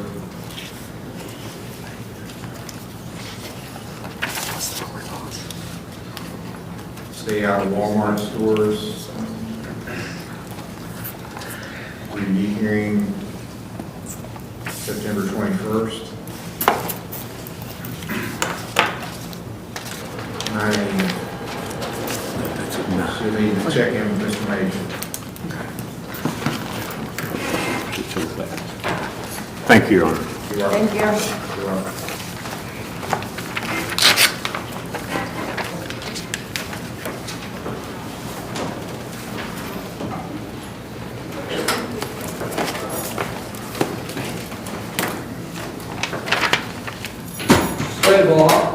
Butterfly versus Alona Seymour on recall at the Lawrence County Jail, case number CRA 23414, and Nathaniel James is on deck.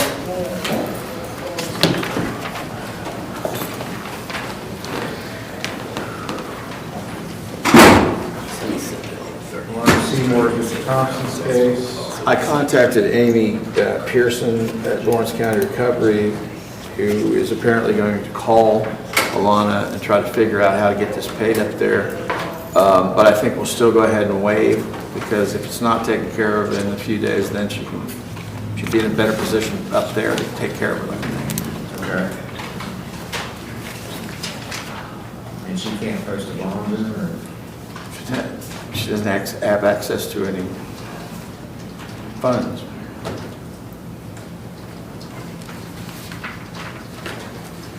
What would the bond be? $1,500. $1,500? Can you come up with $150? I have the money at the house, but nobody, like, it's put into a safe, and they're not allowed to come bond me out with it. Okay. Could we have Mr. Sowards call her? Yes. I talked to him earlier, he stopped by, but he said that I would have to have a co-signer or something. Okay. All right. I think we go with Plan A. Okay. So I'll just say she can't post. So we'll put them under order immediately to come pick her up, unless they withdraw the warrant. Right. Right. Which is going to cost them more to come down and get her than it probably is worth. Yeah. So Pickaway County, I'll give them till Friday. Thank you.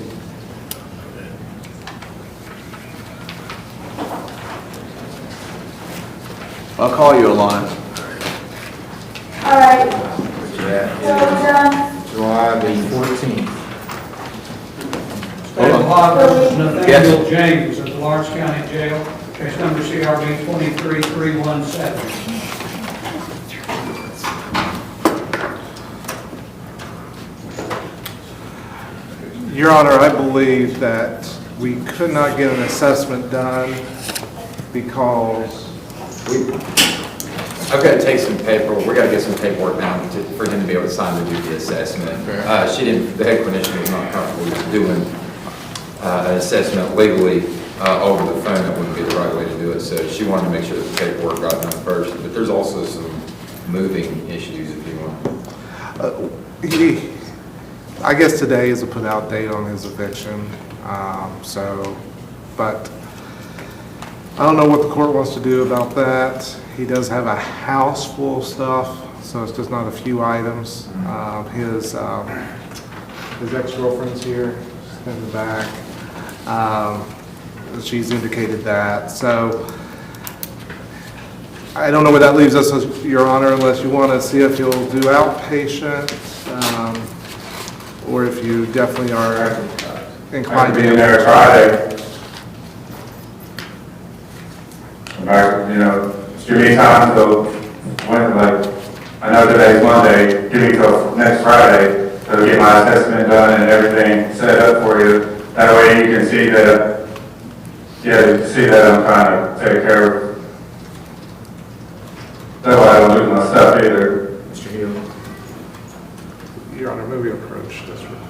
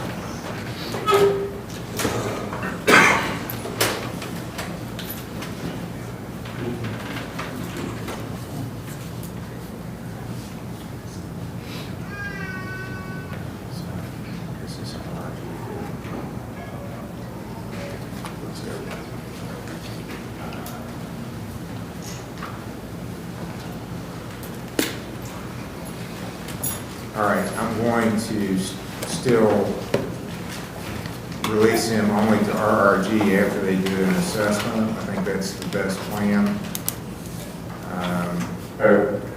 Your Honor, is. What does that mean, is that exactly? released from bond? I'm not releasing him from bond at this point. Mr. Sowers is still on the bond. Yes. Is Mr. Webb still here? Or? Yes. Oh, there he Yes. is. There's. Okay. I'd like to get him into, how can we get the assessment done? They're gonna shoot me the paperwork to be able to do it, and then I can, if I've got an email to shoot it down to the jail, I can give them the email to just, that way we can connect the two. Okay. From here on out, we won't have, that way we won't have the issue from here on out, we can just get the assessments done that way. I can. All right, just to make sure, are you here Friday? I believe. I'll put it on the docket, but if he's in treatment, he doesn't need to be present, but I just don't want to lose track of things. Yeah, I'm here Friday, Your Honor. So I'll just put it on the docket for Friday, but I'll do an order that he can be released to RRG if they agree to take it. Okay. All right, thank you, Your Honor. I think he needs it. We'll get it done today. Thank you. Yes, sir. And when's our next date? Friday, the 14th.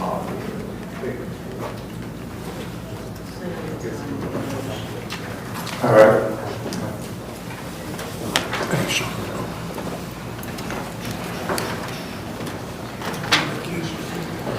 Okay, that finishes us at the jail.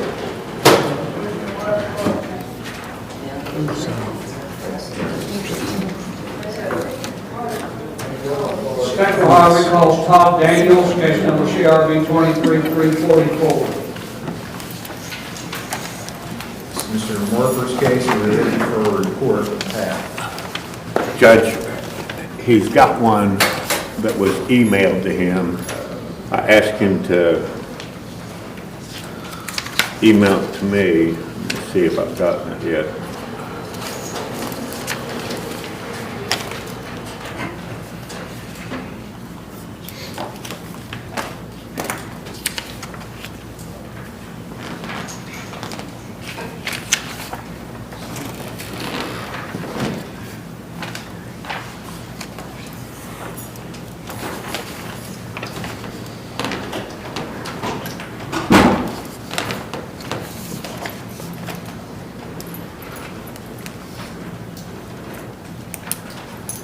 Judge, I do have it. Do you want me to read it, or can I email it to you? If it's not too long, why don't you just read it in the record? And it is on path letterhead. It says, "Dear Judge Capper, I hope this letter finds you well. I'm writing to provide an update on the assessment conducted for Mr. Todd Daniel, born on June 24th, 1969, at the Path Chesapeake office on June 23rd, 2023. I am Mr. Daniel's therapist at Path Behavioral Health Care. During the assessment, Mr. Daniel expressed his willingness to actively participate in his treatment and address the concerns that have led him to this court setting. As part of his treatment plan, it's been determined that Mr. Daniel will be following up with the nurse prac and engaging in anger management sessions. The next scheduled session for Mr. Daniel is tomorrow, July 11th. Our team is committed to supporting Mr. Daniel in his journey towards personal growth and positive change. We believe that with the right guidance and therapeutic interventions, he can make significant strides in addressing the underlying issues contributing to his current circumstances. If Your Honor has any further questions or requires additional information regarding Mr. Daniel's progress and treatment plans, please do not hesitate to contact me directly at telephone number. I am available to provide any necessary clarification or assistance in this matter. Thank you for your attention to this case, and we appreciate your commitment to ensuring the well-being and rehabilitation of individuals within our community. And it's signed by Anthony Gibson, Path Behavioral Health Care. Okay, please forward that to me, and then. Yes, sir. So he has an appointment tomorrow, Yes, Your Honor. so I'm assuming then we just need to come back for another pre-trial. Please. Also have one on the 12th with the psychologist in Ironton. Oh, I now have a copy of it. Just getting close fast machine, Your Honor. All right, very good.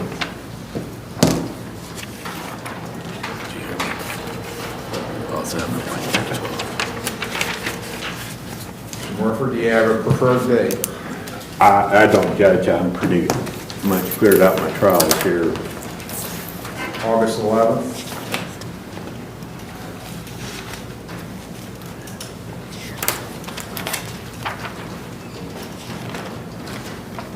I'm good. Next hearing will be August 11th for pretrial 10 o'clock. Thank you, Your Honor. What time? 10 o'clock. State of Ohio recalls Christopher Meade, case number CRB 23363. It's Mr. Morford's case, pretrial. Thanks, And we sir. were Yes, sir. looking for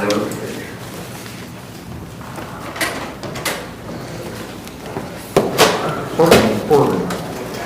Probably outside. Corbin coming into court. Is she here? I was told she was here. Courtney Corbin? Courtney Corbin. Right. Yeah. Ma'am, will you come up here?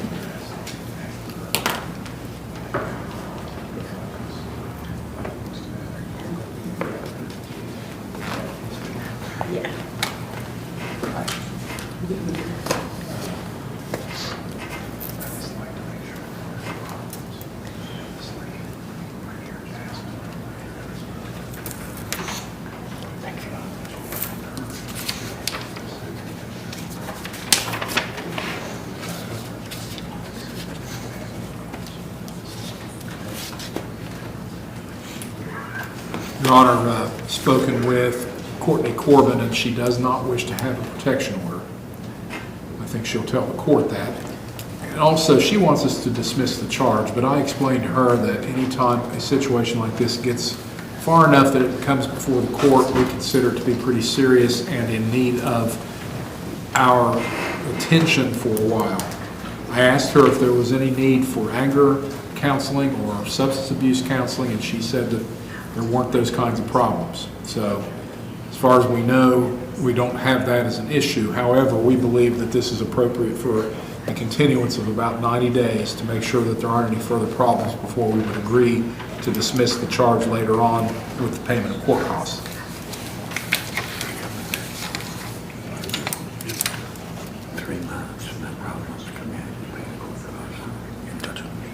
Agreeable, Your Honor.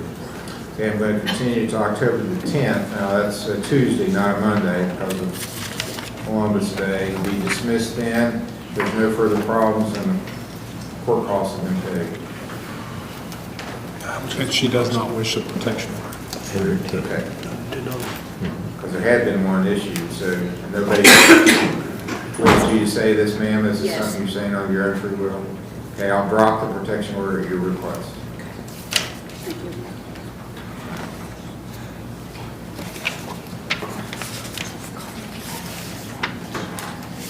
Thank you, Your Honor. You're welcome. Good to go.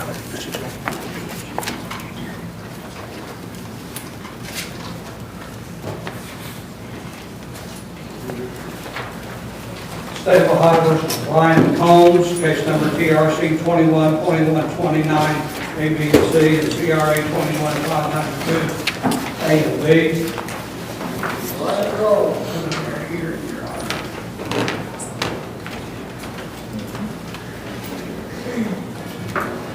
Brian Combs is Mr. Thompson's case. And I do have a report dated today. Or, I'm sorry, last Friday.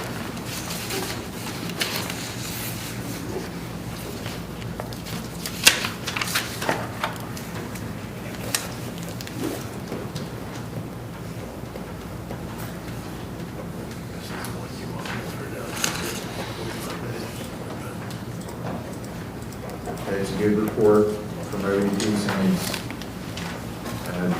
done all the things he's required of him.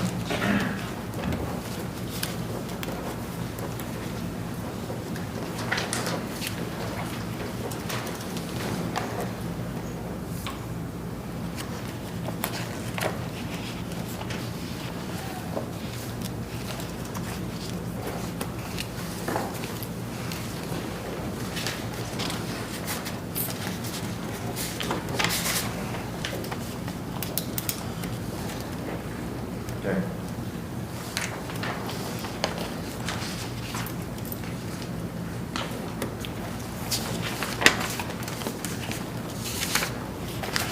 So these are basically pre-trials on review because he's already been sentenced.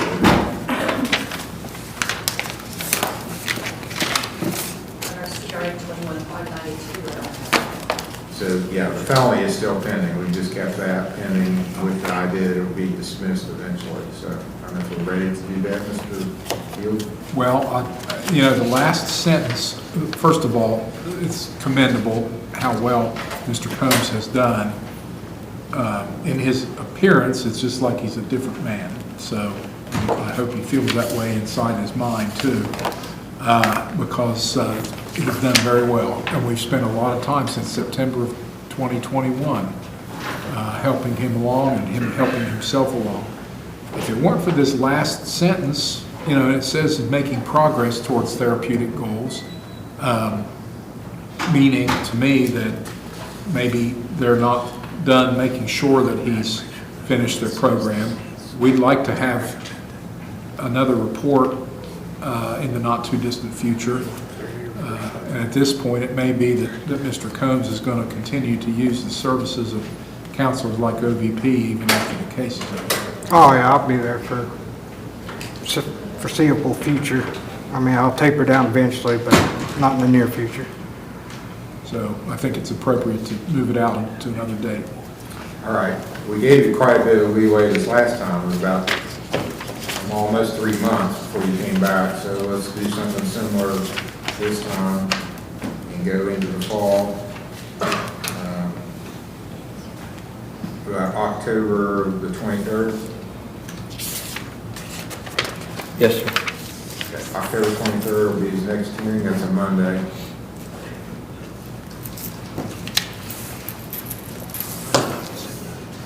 Okay. Good job, Mr. Coleman. Thank you, sir. Mr. You're a long way. Thank you. First started. Good job. State of Ohio versus Melissa R. Sowards, case number CRA 2158 and CRA 2460. Alyssa Sowards.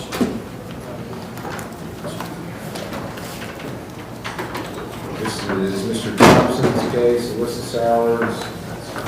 She notified me today that she thought it was next Monday, so if we could give her 7 days on warrant, please. Okay, I'll just put it on the docket for next Monday, Yep. July 17, for preliminary hearing, Alyssa Sowards. Thank you. Here, Lance. At the defendant's request. Did it just continue it to next? State of Ohio versus Timothy Clark, case number TRC 2373 A and B. For me, this case. Recall on motion is what I have to do.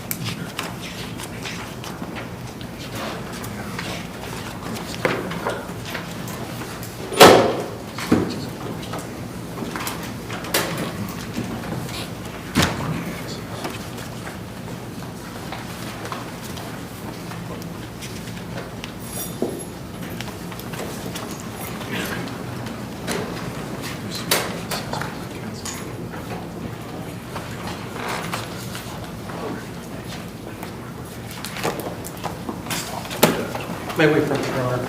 Yes.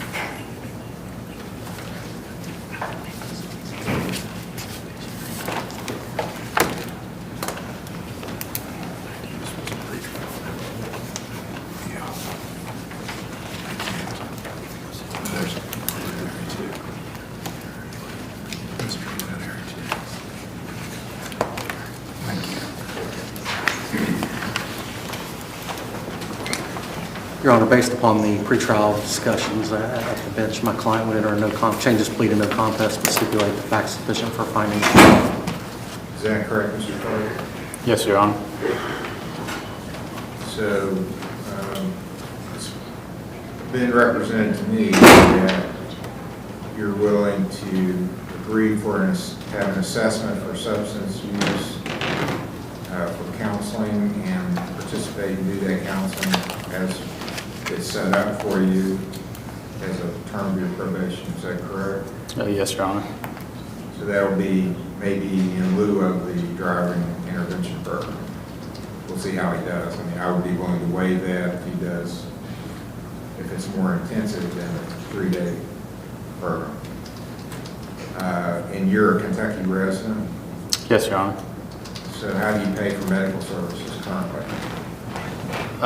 Health insurance? Yes, sir. Okay. Your Honor. And looks like, is Jeremy gone? Or our representative? Oh, there he is, okay. You've moved seats, I was looking where you were sitting. Are there certain medical insurances that you can't accept? Yep. Okay. All right, so I'm going to ask you to speak with Jeremy to get something set up. Anything else you want to tell me? No, Your Honor. All right, I'll impose a $600 fine. I'll order you to pay court costs. 6-month license suspension, and that started the day of the incident, so you don't have much longer on your license suspension. There was proof of insurance. 20 days in jail.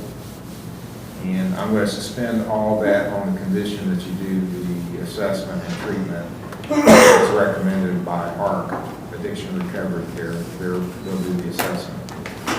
5 days community service. I may waive if you're successful in completing treatment with them, then I'll waive the driver intervention program. If they say, well, you don't really need any treatment, then you're not, because that's the minimum, the 3-day program. You have to go do the 3-day program. So I'll leave that kind of pending as to whether you're going to have to do the 3-day program or not. 2 years of level 4 probation. I'll set, since we're having this assessment, let's come back maybe in 6 weeks or so to see where we are on that. So August 21st.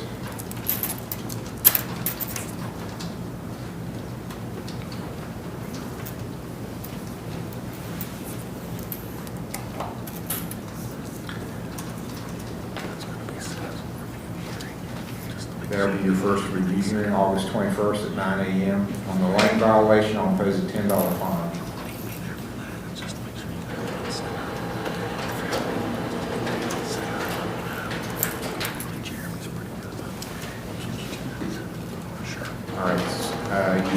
got two people to talk to before you leave, Jeremy from ARC and Mr. Major from the probation office here. So talk to both of them. After that, you're free to go. Yes, Your Honor. Thank you, Your Honor. You're welcome.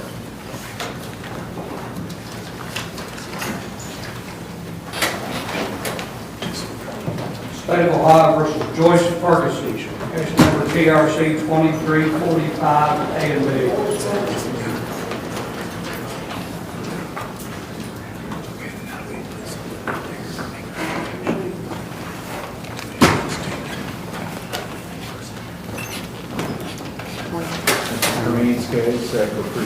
Your Honor, I've been through discovery in this matter. I think we're going to need to have ultimately file a suppression motion. Maybe we could do a pretrial and suppression on August 4th. Well, that's fine. Pretrial on motion to suppress August 4th, 10 o'clock. Thank you, Your Honor. You're welcome. State of Ohio versus Isaac Perez, case number TRC 23207 A and B. Isaac Perez.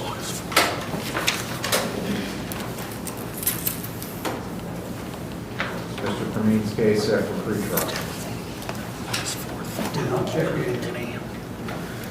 Your Honor, my office had reached out to Mr. Perez this morning, and my understanding was they spoke with him. So I'm not sure where he is presently. Okay. But we could maybe have a week before the warrant issues. I know he's worked 7 days before the warrant issues. Thank you, Your Honor. You're welcome. State of Ohio versus Jonathan Sipper, case number TRC 23132 A and B.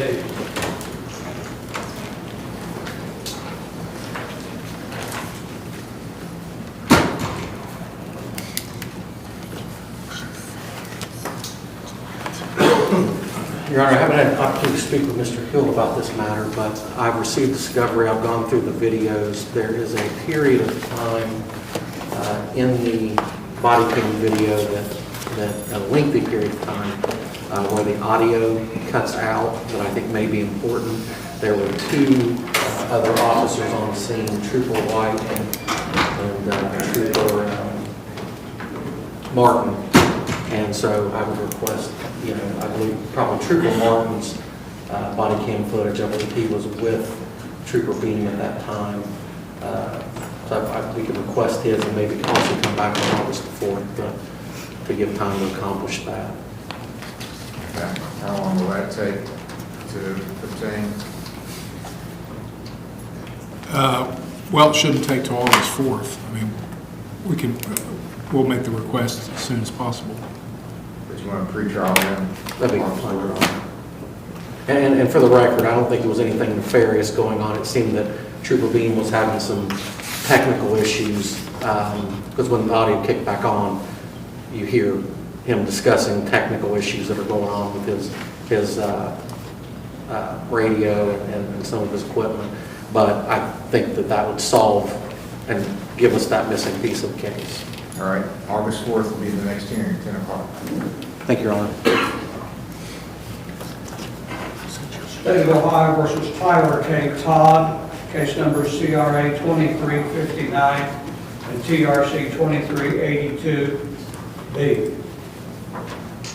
Tyler Todd.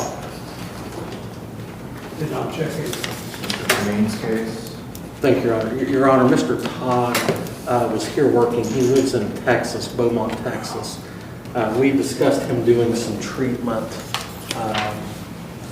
He sent me a message just a little bit ago indicating that he is in a sober living house, men's sober living house in Beaumont, Texas. I haven't called HOWS Men's Sober House. He's presently getting, he indicated that he will have the main guy this afternoon send me some paperwork on that. So if we could maybe set that again for August 4th as well, to allow me to get that paperwork and be able to get that over to Mr. Healy. When's he going to plead? All right. If you finish the request, August 4th will be the next hearing for pretrial, 10 o'clock. understand. Thank you, Your Honor.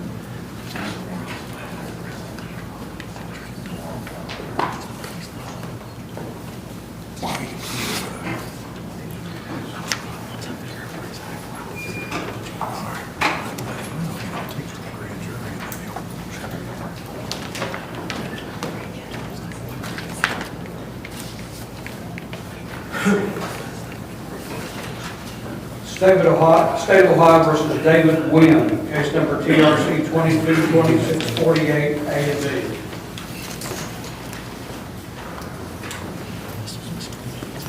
All right, this is Mr. Clement's case, pretrial on motions.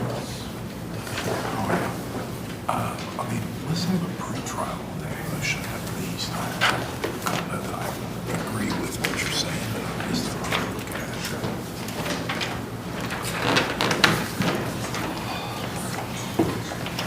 it. Your Honor, likewise with the last one, I've spoken with Mr. Hill on this case. We have a motion filed. If we could set this for pretrial motion on August 4th, I think we can either get it wrapped up then or we can set a hearing date for it.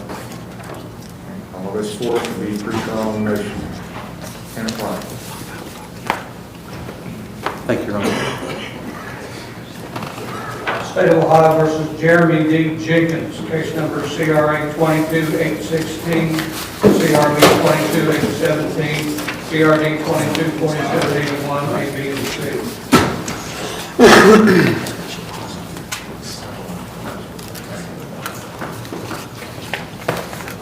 Mr. Morford's case.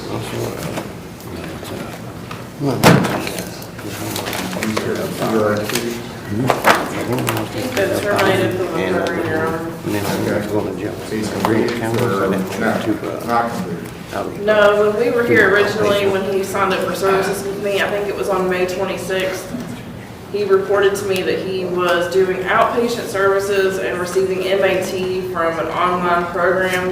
And I explained that that was unacceptable, that he would have to go back to Mended Reeds to do outpatient services since he had just graduated inpatient services. I gave him more than a month to do so and he never went. Okay, we set this for a preliminary hearing, or you can waive the preliminary hearing and go to the grand jury. Your Honor, Brad has refiled the charges with the grand jury, but the grand jury hasn't met yet. Okay. I want to continue this case here, Judge, and wait for his indictment, or How do you want to proceed, Mr. Hill? what's your pleasure, Mr. Hill? This is a little unique as far as, the case will be presented to the grand jury next time, so it would be, I guess, Or you can nolly it, I guess, for the grand jury. we could do that. He's also got the driving under suspension, seatbelt, and Yeah, he has some misdemeanors still pending.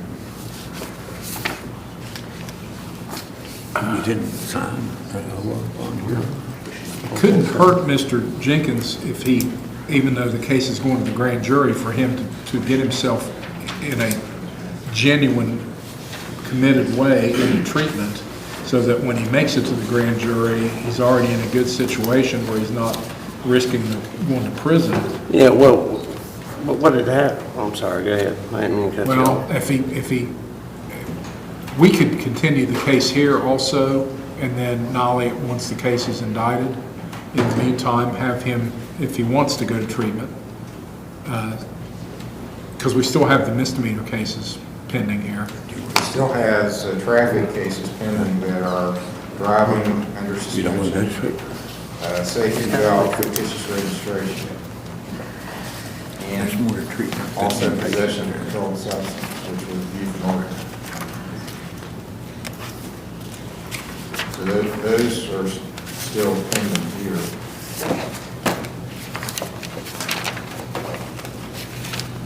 Now, I think Mr. Hill's suggestion is the best, Mr. Jenkins. You need to do what you, even if it's late, you need to do what you promised to do before, because your case isn't going away. And you're going to have to appear, in county police court eventually. So it would be better if you're already in treatment rather than showing up, not having done what you said you would do, and still not having done what you said you would do. Yeah, I'm not doing that. Are you willing to go down? Yeah, I think I'm wanting to go back to inpatient. Judge, my client is willing to continue his treatment. He thought that he was being required to continue inpatient, which I understand he's graduated from. No, he had graduated inpatient on May 2nd, so I just asked him to follow up with outpatient since he was doing out. It's what treatment recommended when he graduated.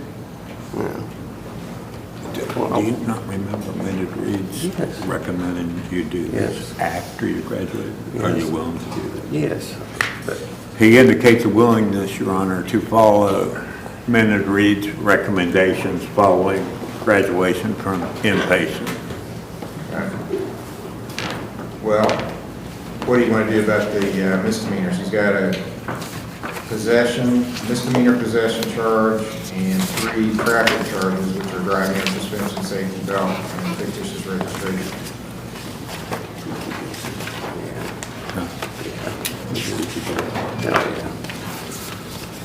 We can dispose of those today, Judge. He's going to have change of plea to guilty on those. All right. Anything you want me to tell you, or anything you want to tell me, Mr. Jenkins, on these before I sentence you? No, sir. State have any input on it? Is one of those the misdemeanor possession charge he's going to plead to? Yes. So on that one, we would ask for a suspended jail sentence to kind of urge him along. You know, I wouldn't make any representations today about what's going to happen about the grand jury on that other charge, or, but I would think that, you know, that following through with treatment and being successful is a big cure for everything that is going on here. So we would just like to urge him to, you know, to make this effort for himself. Okay, and I think another thing that would be very helpful to the court to see where we are and get a snapshot of it is for him to do a urine screen today. So I'd like for him to do a urine screen and then come back, and then I'll make a sentencing decision. So go do a urine screen, Mr. Jenkins. Thank you, Judge. State of Ohio versus Courtney Riggs, case number CRB 22738.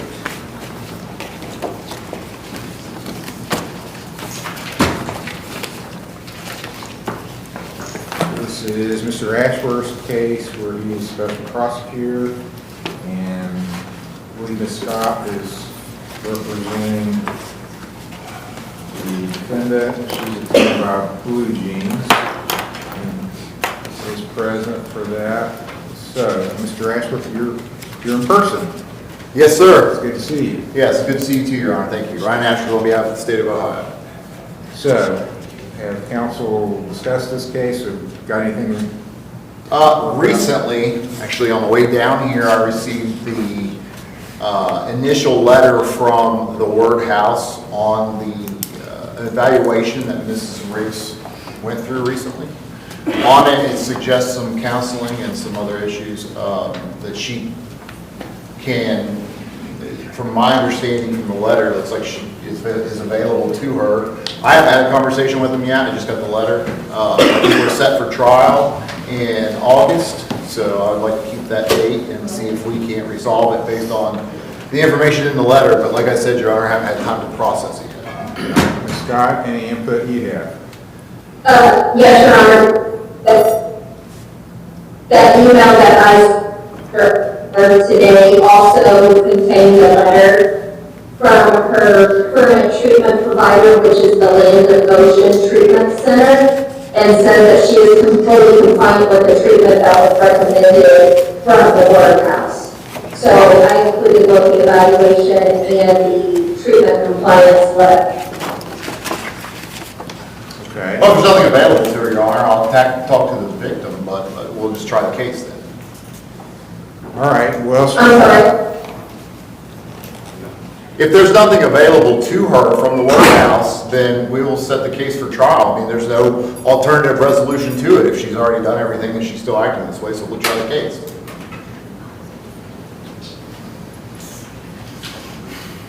My understanding from the house is that they were recommending that she have this treatment and she's currently already enrolled in same treatment. I'm not sure what your position is.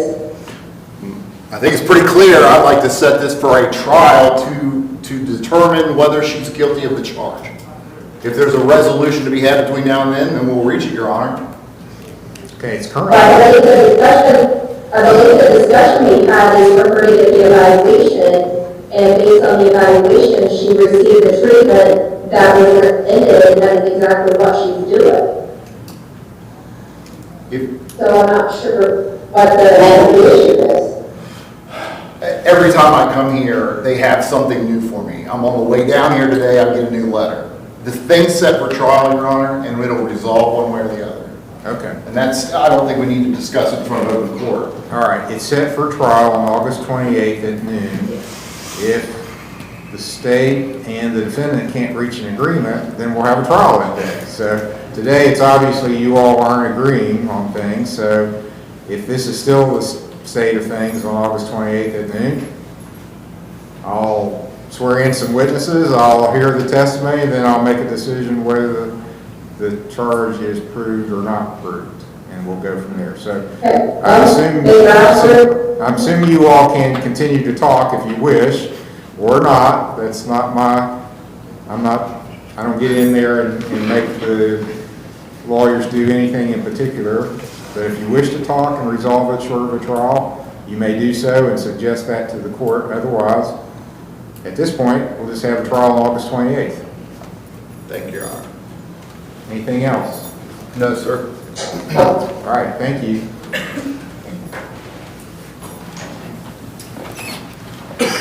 State of Ohio versus Marissa L. Short, case number CRA 22623, CRB 22624, TRC 222494, A and B.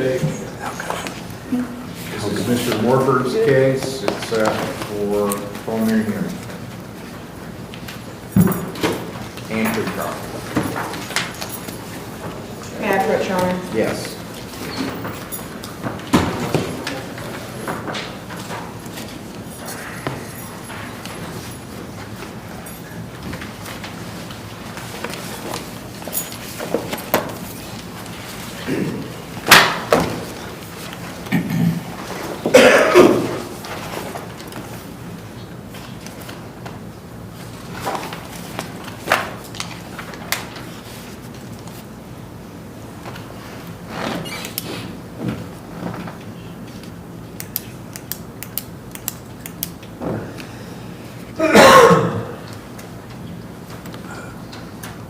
You don't get to pick and choose. That man up there in the city controls who you go to. Unless you've got a reason to. Like go to Bethesda, you're going to Bethesda. You're wanting to transfer somewhere.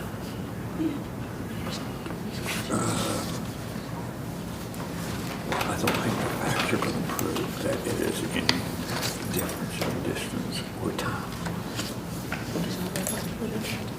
Oh, look right here. You live in 18 or 1956. Is that where you reside? Yes? Okay, the facility is 8.8 miles, a 17-minute drive from your residence to where you want to go, Riverside. It's a minute. 1.5 miles apart. Has the defendant reviewed the report? I'm reviewing that with her right now, Judge, specifically her. Do you want to recall it, or? Yes, please, Judge. Let's give you some time to review it in more detail and recall it. Thank you, that's a good idea. State of Ohio versus Dustin L. Brown, case number CRB 121046, Dustin Brown. Okay, Mr. Sowers contacted me about this case and asked for more time, and I agreed to give more time. This is on the bond forfeiture, so I'll reschedule the bond forfeiture hearing for July 31st. July 31st. And I'll let him know.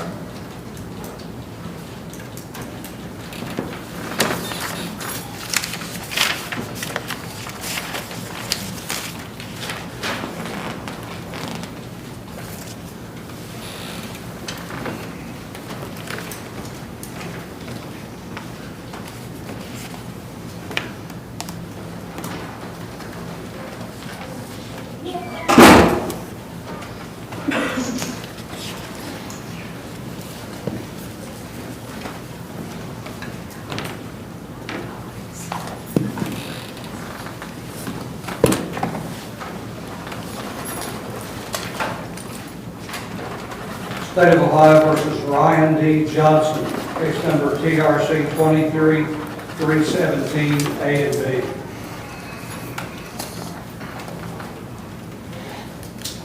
Ryan Johnson. And I have this as Mr. Stratton's case. Yes, sir.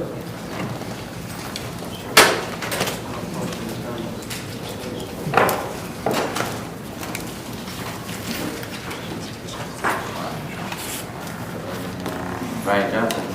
Yes, sir. Good morning.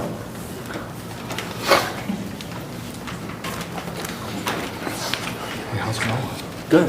Doing good. I don't have a progress report, but if You you should need have one, one. you Should need have. one, I will have them send you one. You're in resource recovery, right? Yeah. Yeah. He's here. But he's not my counselor. My I counselor know, is but you Jen. should still have. Yeah, I mean, something maybe. He's not the counselor, he's a court liaison. Right.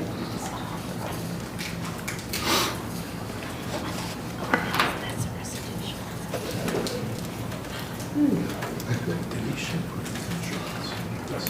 Yeah, insurance. I believe he did. It's He right showed here. proof of insurance. It's right here. It's on my phone.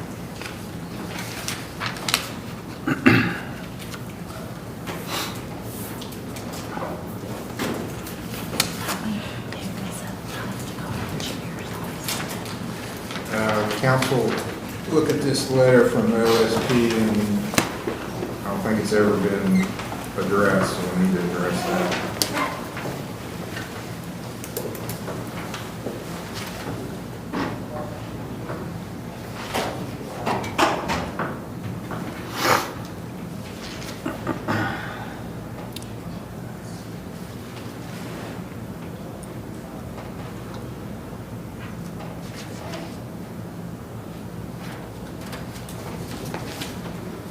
Yeah, does OSP still need an order? Sounds like that they would have released the vehicle without an order. What's that? Where I just, totaled the car. Yeah. It just released it.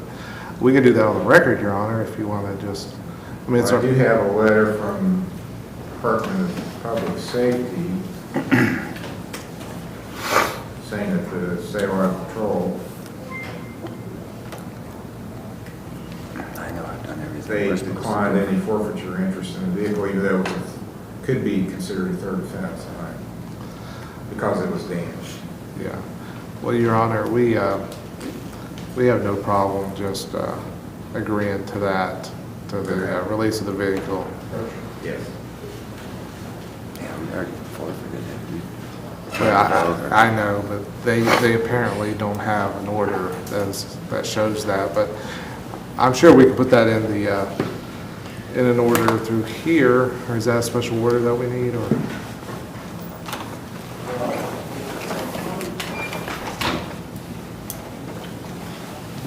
It wasn't the OSP, I think it was the Cogans who towed it, who went and released it, it was someone with without anything from the court or OSP. So is that a problem? I guess is that an issue? They wanted an order from the court that it could be released. So it's Mr. Johnson's view. I mean, we don't have a problem with releasing it to whoever, but I don't know if it really matters or not if it's already done. True. I mean, to me, it sounds like OSP just wants to make sure they cover themselves on this issue that the vehicle has been released, but we can put on the record right now, we release it. They don't need an order, I don't believe, but it's up to the court, whatever the court wants to do. I'll just indicate,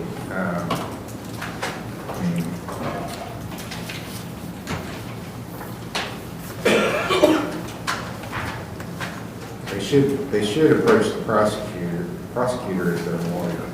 They should approach the prosecutor. When they want an order, they should ask the prosecutor to ask for the order rather than directly submit it to one of the clerks saying, can we get an order?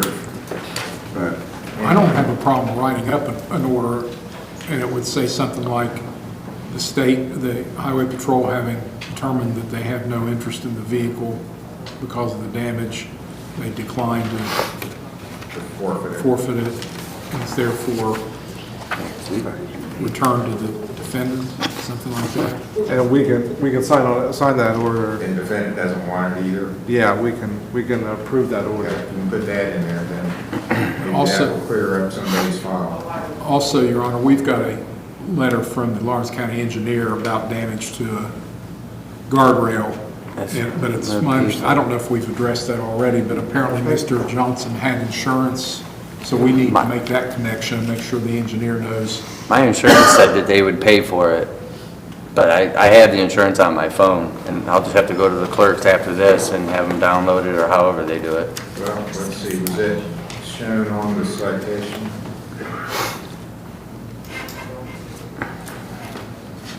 No, they couldn't find. It was not, but I'm showing that it was shown to the court later.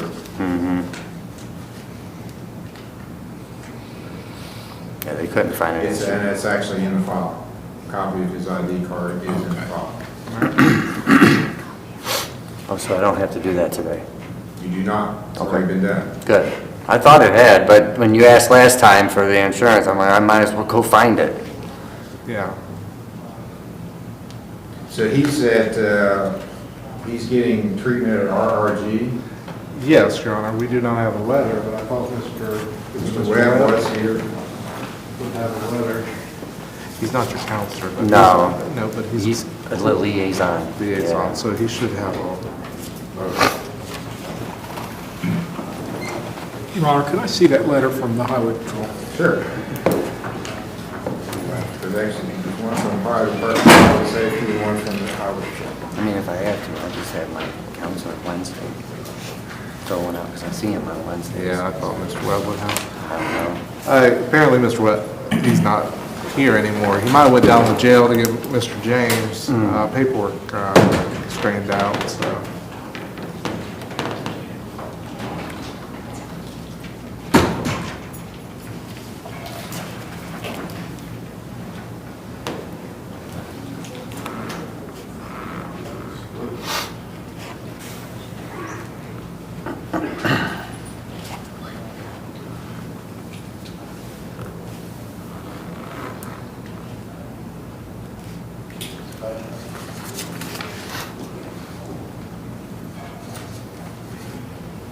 I have a letter, yes. And that was, should have started beginning of June, I would think. When did you start? The beginning of June, I think. Yes, yeah, Your Honor. Or right after the last court week. Yeah. So, Your Honor, we'll have a letter next time. He's going to make sure to do it and get the letter himself. I can have him do it Wednesday. So I just ask that we reset it for another sentencing. When do you want to come back? It's up to the court.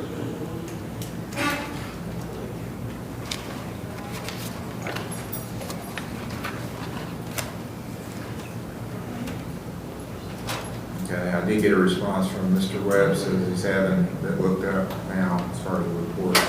I'll set it for August 7th. Yeah, August 7th. And I don't have to do anything with my insurance, so that's good. Nope, everything else taken care of. Make sure. I will. All right. Thank you, Your Honor. You're welcome. State of Ohio recalls Jeremy D. Jenkins, case number CRA 22816, CRA 22817, CRD 222781, AB and C.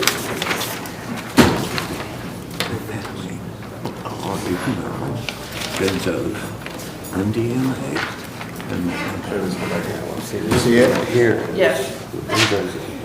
I kind of figured that might be the case. I was afraid it might. Yeah, Liz will come back to one, man.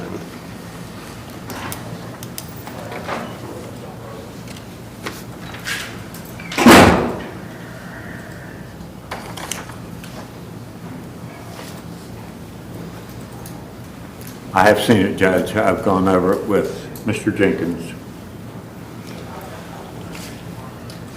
Looks to me like he needs to go back to inpatient. I don't want to do inpatient. Okay, it's gonna be jail then. You still have a felony pending, man. You don't have any leverage in this. Don't you understand that? Your felony's going to the grand jury. You can go to prison. You wanna go to prison? I want to go back to inpatient. Okay, you're going to jail. That's all I can send you to. But when you get down to common pleas, they can send you on to prison. And that's where you're going. It doesn't make much sense. Now. It doesn't make any sense for you to refuse, with this kind of a screen in your history, for you to screen, say, I'm not going to go to treatment, inpatient. You have a felony out there floating around that's going to hit the grand jury. You're going to get indicted. You're going to go to the other court. Your best possible hope of not going to prison is to get in treatment and show them that you're going to take this serious. Right now, if you go with this and refuse, I can almost guarantee you're going to go to prison. That makes no sense. is that what you want to do?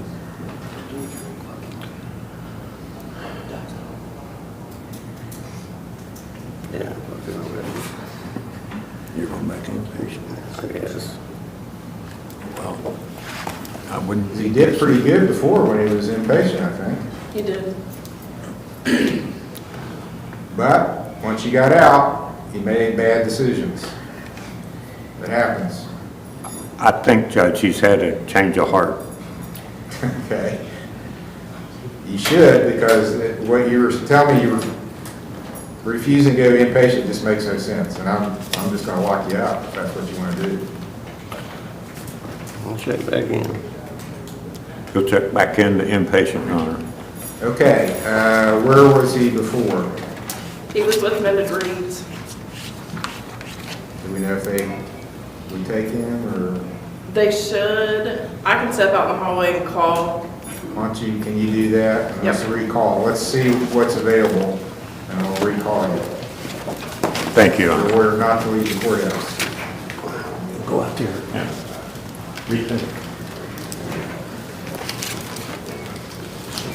State of Ohio versus Clyde King, case number TRD 202187, A, B, C, D, and E, and CRB 2825. Clyde King, Mr. Stiers.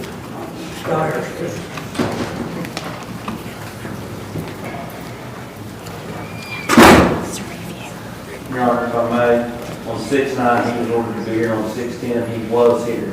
I don't know if his file reflects it, but I checked this morning, all his community services got out. Great. He's just working toward his fire. I paid on fines today, too. Thank you. Thank you. Thank you for doing what you said you would do when you said you were going to do it. You're welcome. That is commendable Thank you. and kind of rare these days. Thank you. Mr. Stiers.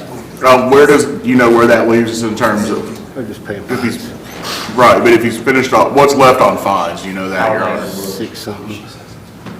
I think it's 6 something. I'm not sure. It's a fairly substantial amount. He can check in probation officer. Okay. And you said you're gonna pay those today? No, I paid on them okay, today. You're gonna pay on them? I already paid on them. Okay. I was gonna be impressed if you were gonna do all I wish I could afford it, I would. So, let's just keep monitoring. All right. Doing good. Okay. Keep it up. All right. And come back in another month. 14th, I'm available. August 14th. I sent it. Thank you. Thank you. Mr. King.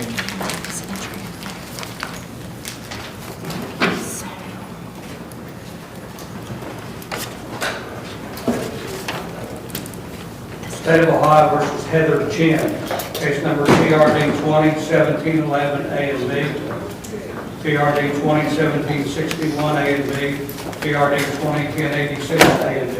Heather Chin, did not check in, Your Honor. Not here.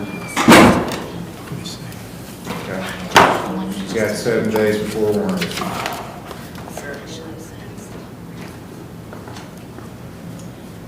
State of Ohio versus Brian Montroso, case number CRB 1733, CRB 15543 A and B, CRB 14593, CRC 111387. Montroso is here. It's on sentencing.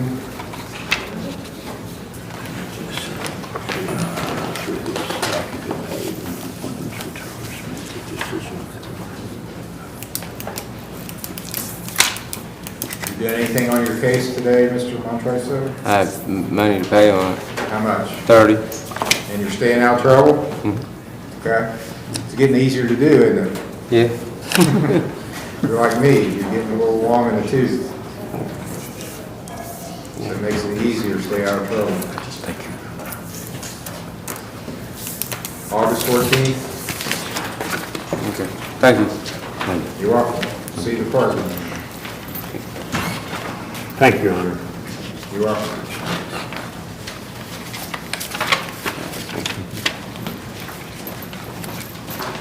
State of Ohio versus Sarah Osborne, case number CRB 23164 A and B.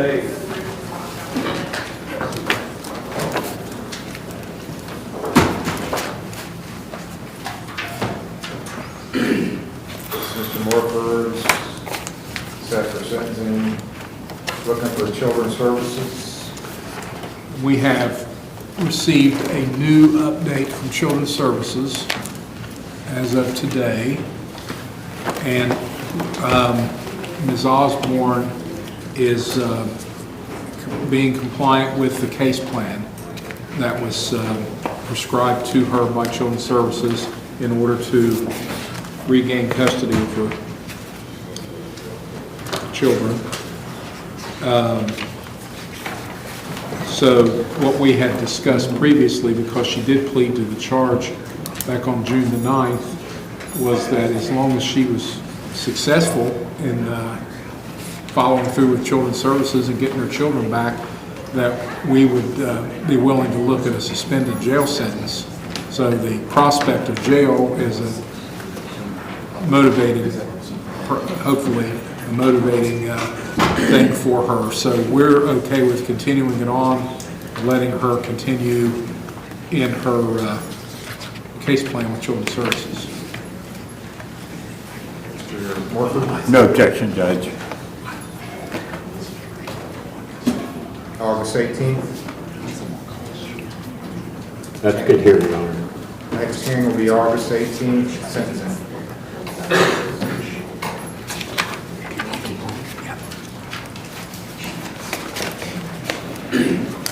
State of Ohio versus Tracy L. Dement, case number TRC 22548 A, B, and C, TRC 202277 A, B, and C, TRC 213522 A, B, and C.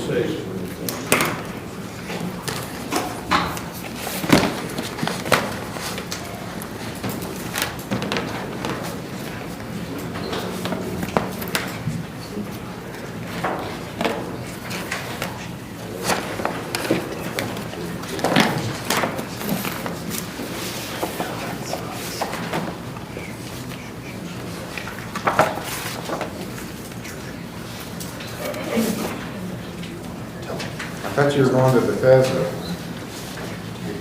I could not get down there. They wanted me to come 3 times a week.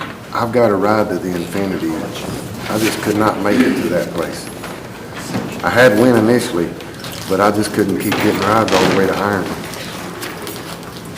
I go every Saturday to the Infinity. We do offer groups in the evenings, Saturdays and Sundays. We offer groups every evening except Wednesday. I was told Thursday was the only day. Well, April 17th, 2023, you were ordered to Bethesda. I was going to Bethesda, sir. They I never never made... not ordered you to Bethesda. I never ordered you. I never heard of this place, Infinity PLLC. That's where I've been going for 2 years. We received a message from him that he was going to continue services somewhere else. I could not make it down there, sir. They Okay, you want to go to jail? No. I'm You being need to go talk compliant. with her and get this worked out, or that's my option. No changing treatment providers. You're going to stay.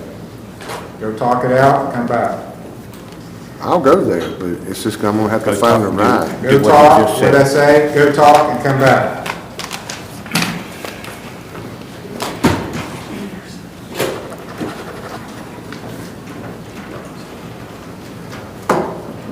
State of Ohio versus Carly Cooley, second, junior, case number CRB 23-325.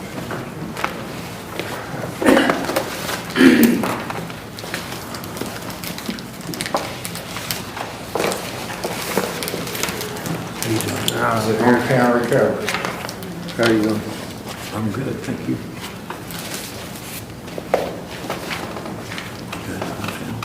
Yeah.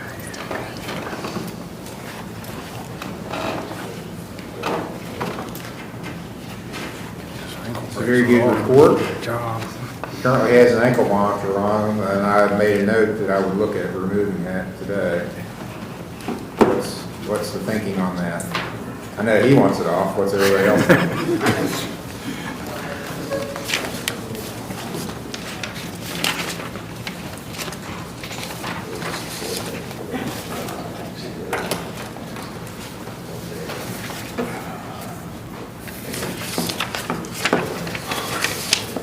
He's had it on for a little over a month.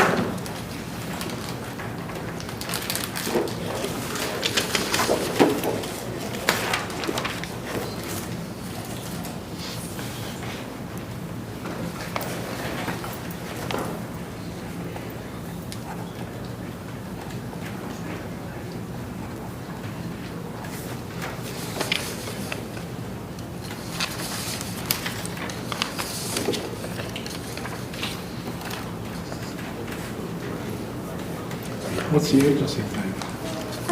He's doing great. I don't think we would have any problem with it. Say that again. He's doing great, so I don't think there would be any problem with having it removed. You're not gonna run, are you? No, sir. Well, Your Honor, I know that the last time we were here, June the 16th, I made a note, GPS off next time, question mark. And so I know it was discussed then. He's gotten a good report today, and he just told me no way he was gonna run. And, you know, I think that the feeling that a person would get getting out from under that, what has to be a terrible, just pall over a person's life would be enough to make them want to stick with it. So hopefully, Mr. Tooley feels that way. We don't want him to go backwards. We don't want him to leave.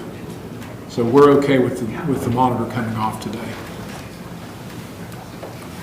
All right, I'll order the ankle monitor removed.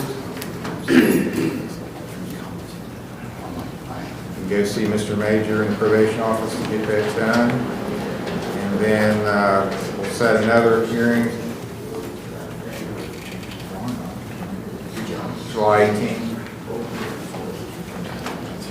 July 18th. July? I'm sorry, August. August. August 18th. August 18th for sentencing. Thank you, Your Honor. All right, Mr. Ashworth, do you have another case that you're waiting on?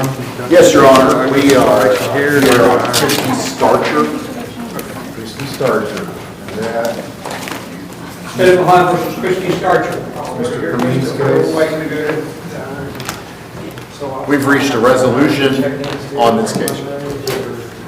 Okay, you want to state what that will be? Your Honor? You want to state what the agreement is? Yes, I'll. Your Honor, the charge, which one? uh,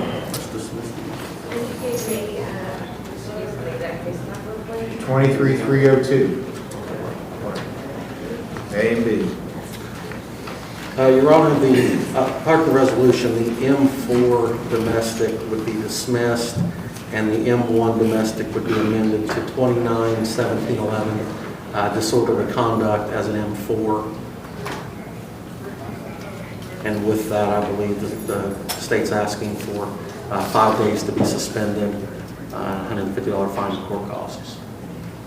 And a year probation. Yes. Okay, Ms. Starcher, anything you wish to say? I was guilty of yelling and screaming. I didn't understand what you said. I said, no, I was guilty of yelling and screaming. Okay. I admit that. All right. I've interviewed the victims, Your Honor. They're here and they've asked for this. Okay. Any of them want to say anything? If there's anybody here that's a party to this or a witness to it, if you have anything you want to say? I'm assuming that's the folks over here to my right. They're in agreement with what's being proposed. I see some head shaking. All right, so 302A is amended to a disorderly conduct charge in court to which the defendant's entering a guilty plea, and she has nothing she wishes to say. And I'll order that there be a fine of $150 and court costs, 5 days in jail suspended, with 1 year of non-reporting probation. I will set a review hearing for September 21st.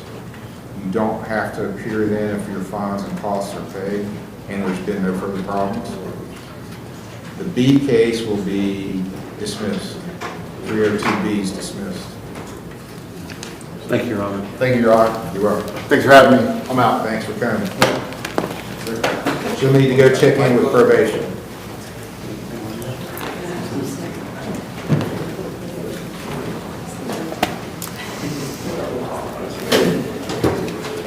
State of Ohio recalls Amy Jo Piles. Case number CRB 17280.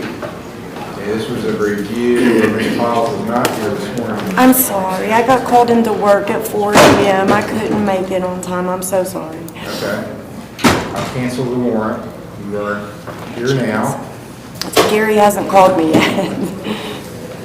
And let's see.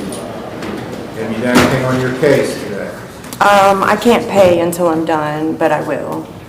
How much are you paying? 40. Okay, I'll put you down for that. See the clerk.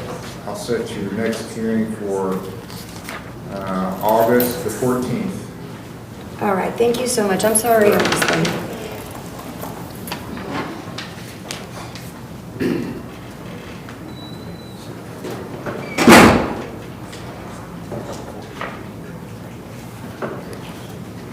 Cancel the warrant on that.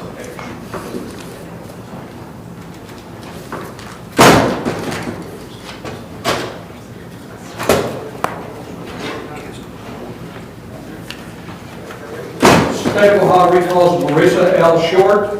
Case number CRA 22623, CRB 22624, TRC 222494, A and B. Mr. Morford's case. Okay, we need Mr. Morford. I think he has his hands full outside. I'm sorry? He's dealing with Jeremy Jenkins. Oh. Let's ask Mr. Morford to come in.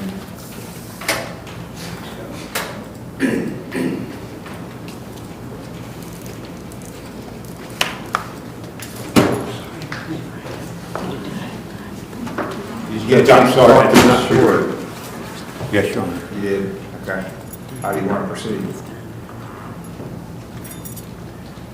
Well, Judge, she's indicated to me that she wants to change to Riverside Recovery Services. That request is made because she is staying between parents, which is addressed in Bethesda report, and with her girlfriend, I think would be on 2nd Avenue in Chesapeake, if I understand correctly, somewhere in Chesapeake, just Riverside and Chesapeake. Okay. Well, let's do a urine screen. Once you do a urine screen, come back.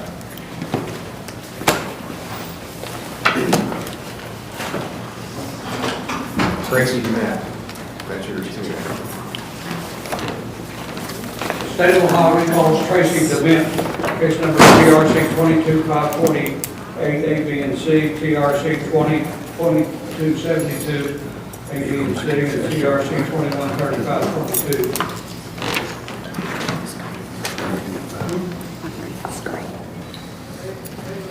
We've set him up with services. He'll be at the evening groups Thursday at 5:30. Okay. Very good. That's easy.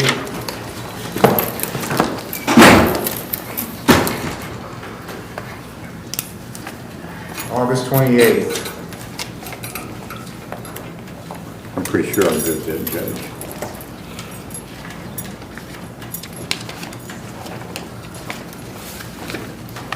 I'm here, Judge, that's good.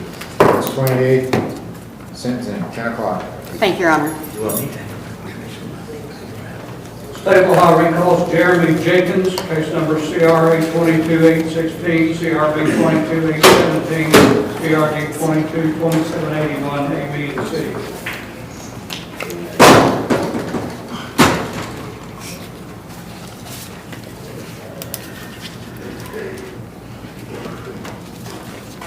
It's Megan was gonna call in agrees. Set it up. Did she say they took it? No, Riverside was. But like I said, we'll try to get my stuff in order. I can still hear you.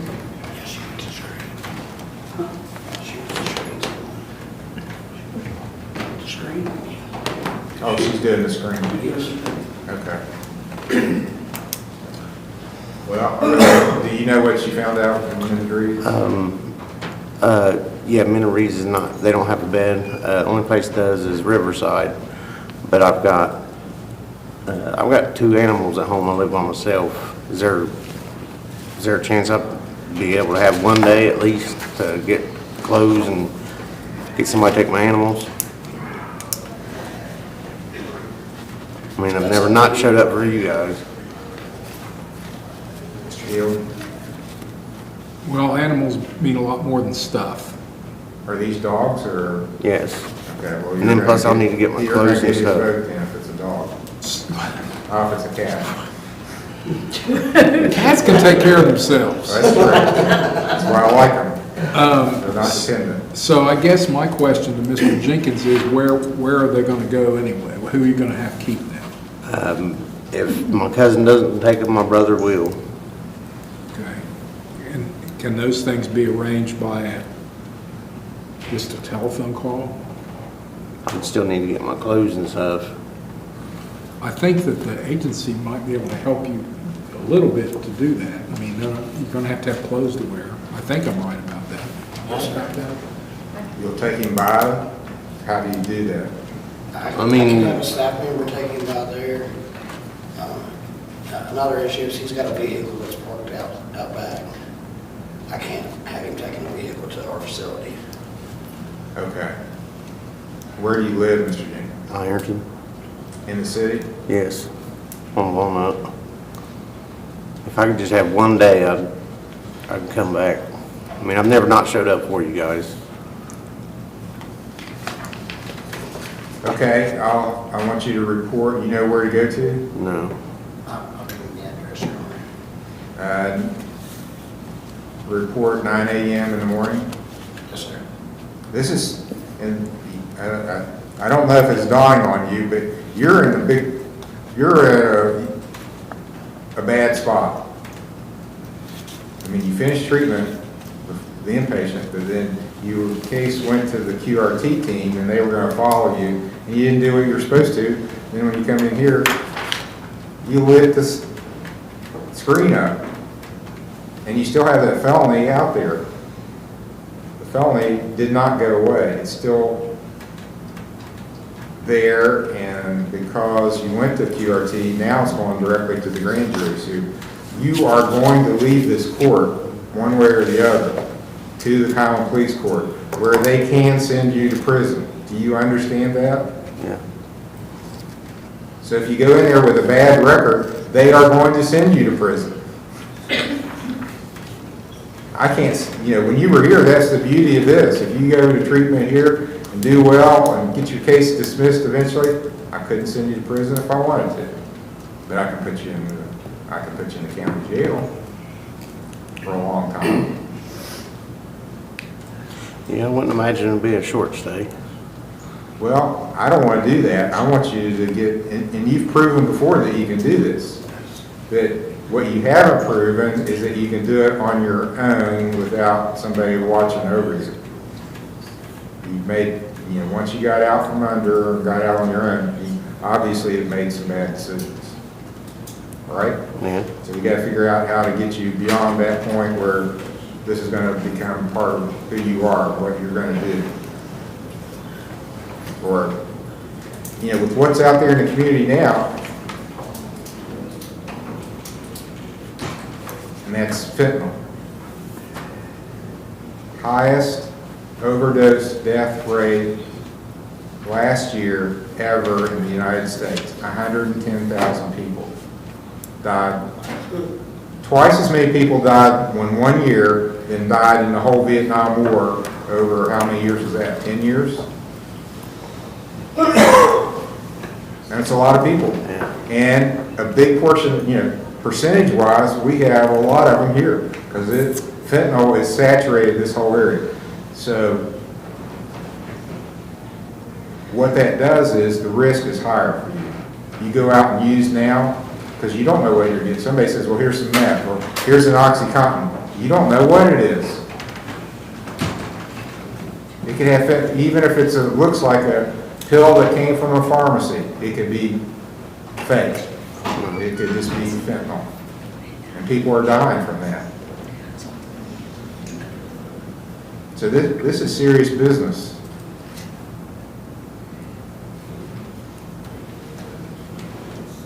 So whatever it takes to get you where you can be clean, that's what we got to do.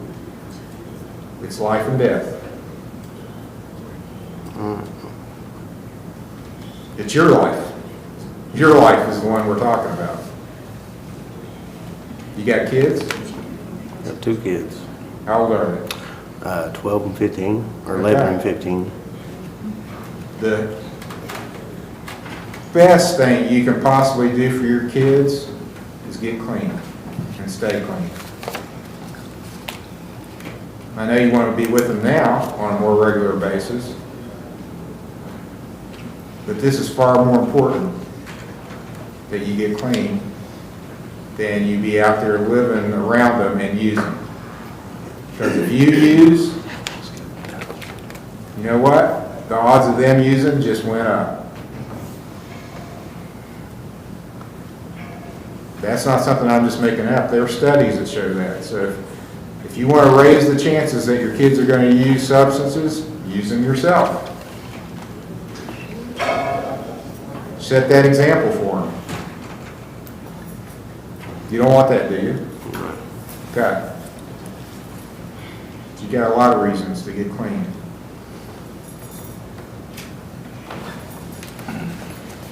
Okay, I'm going to give you the chance. You said you'd do this, and I'm going to take it that you're a man of your word. And you're going to be at Riverside. You're going to talk to Mr. Brent, get the address, be there at 9 a.m. in the morning. And if you're not there, then you're going to go on down to common police court with nothing recommending you for any kind of leniency. Because your case is going to common police regardless.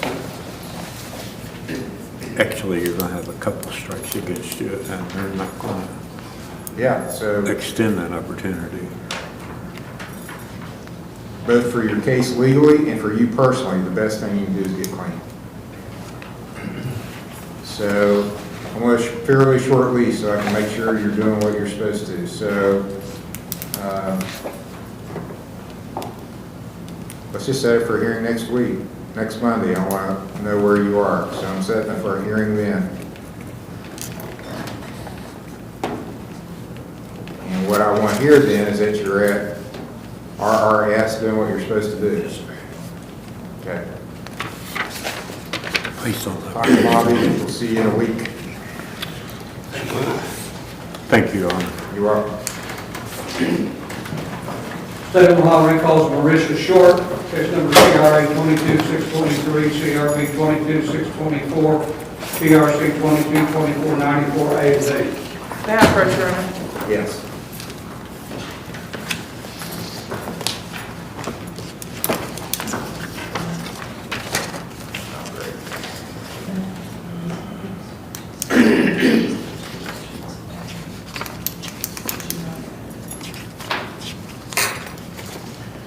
Okay, well, no, I deny your request to change providers.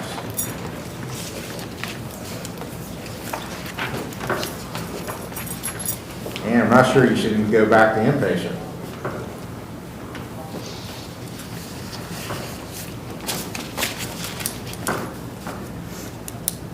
Do we have a bad test, Your Honor? Yeah. You want to see it? Please.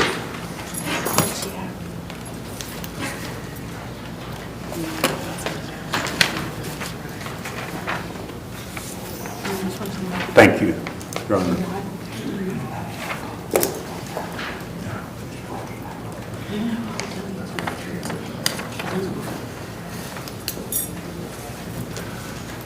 You need to do a meeting with Jesus pretty quick. Is she somebody we can refer to QRT and? We've been monitoring her, Okay. but I can officially, we've just been monitoring her for the court, but I can officially sign her up with QRT if that's what the court wishes. She can sign paperwork today. I think she needs as many eyes on her as possible. Wouldn't hurt to have somebody else watching you and making sure you're doing what you're supposed to do. With the positive screen though, we would recommend she go back to inpatient. I'm not going inpatient. I'll do outpatient. I will do outpatient with the dose. Okay, she's commanded into the hands of the sheriff. Mr. Cooper, take her.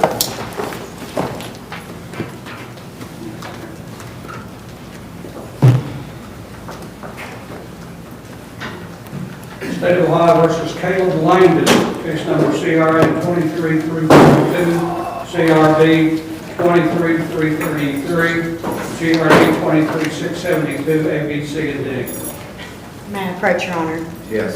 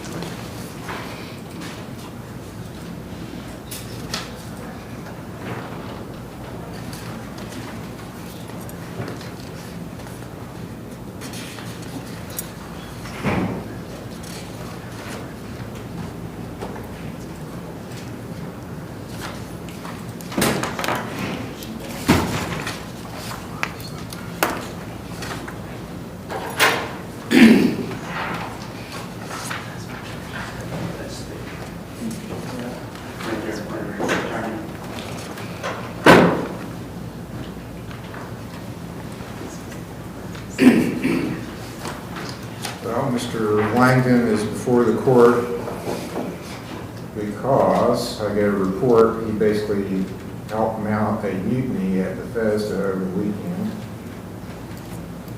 telling them where he was going to go to treatment. So, Mr. Langdon, you must think your discharge was like a disorderly conduct charge or something. Do you know what your charge is, sir? Yes, I'm charged with correspondence. What's your level of offense? For which, what's the highest level of punishment you can get on a felony? A year in jail. No, you're wrong. A year in prison. How much do you weigh? 183. I don't think you want to go to prison, do you?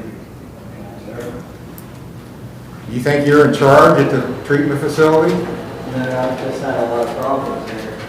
Okay, well, you know what? Then I'm remaining you to jail.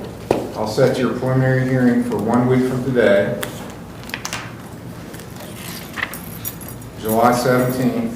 We will have a preliminary hearing for Mr. Langdon at 10 o'clock. And his bond now will be $10,000 cash or surety. Thank you, Your Honor. You are welcome. State of Ohio versus Dylan Hyden, case number CRA 22473, TRC 222096, A and B.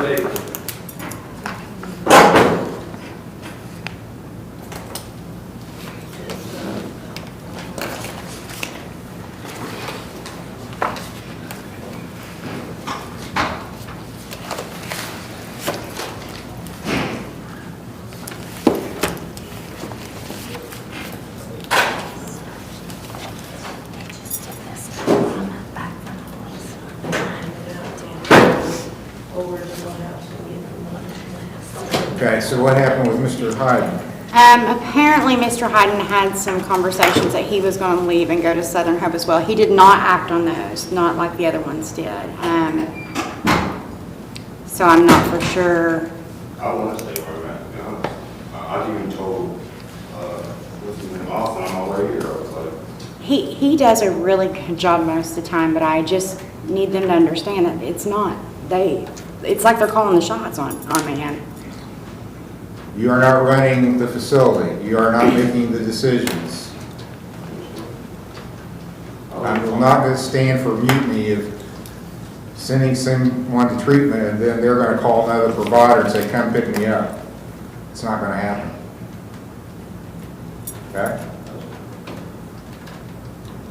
Okay? Your leader in that mutiny, Mr. Langdon, is going back to the county jail. So you say goodbye to him when you go back there, because you're not probably ever going to see him again. So I'll allow Mr. Hyden to remain if you're willing to keep him. Absolutely.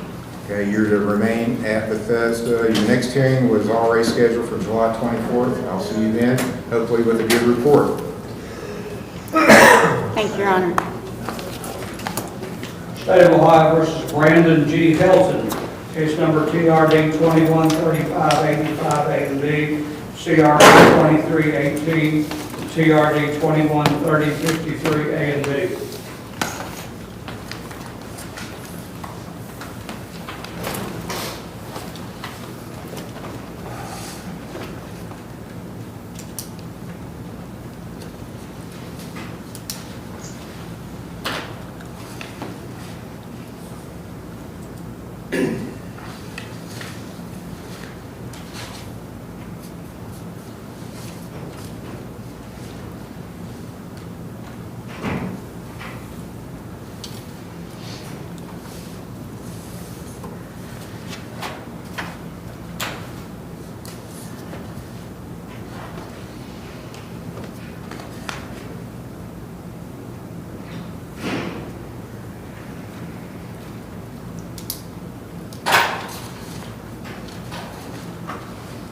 Your Honor, may I ask what name you call? Brandon Helton.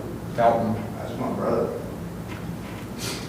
I didn't think I was supposed to be here today, I didn't know why I was here. What's your first name? James Helton. He goes by Nick, sorry. Okay, well, we got the wrong files. James Helton. I was thinking, so he can stay out here. Was he the one that caused the problems, or? He's very adamant after last Friday when we were here about going to LCR. He's not a problem, it's just constant. So at church, it was, I need to get out of here, I need to go to work, I need to go to LCR. His mother's calling me constantly and telling me 152 reasons why he doesn't need to be in there, from I'm atheist and that she's gonna get a lawyer on us. I mean, it's just an interference with treatment. We can't properly treat people that don't want to be engaged. I went to the church the other day. I don't know about my mother. I haven't talked to her. I seen her in court last week. But as soon as I came, I heard her calling. I've accepted that I've been doing what I'm supposed to do. What did you say? I say I don't want to hear it anymore. I say I want you to do treatment. Okay. That's James. Pull up James. So. They're retrieving the file, Your Honor. Thank you. Because I thought it was an OVI, right? You got an OVI, that's what your main charge. His is a theft, I think. Theft, okay. So the important part is he doesn't have to engage in church at all. And he does really good, he participates, but I understand their urge and their desire to go back and, work for the things that they think they have. But I'm just saying from experience, I had to lose everything in order to realize and to appreciate it. And I don't want that for everybody, but unfortunately, that's the consequences of our actions. Okay, you had it up. Yeah, I'm just gonna pull. I think he's got like 3.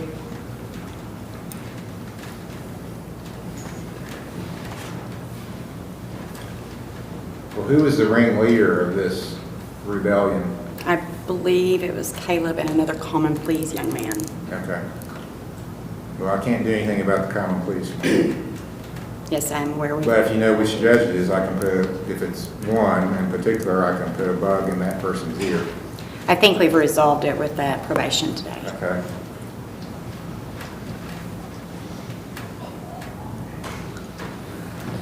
State of Ohio versus James Hilton, CRD 23111. It was a theft.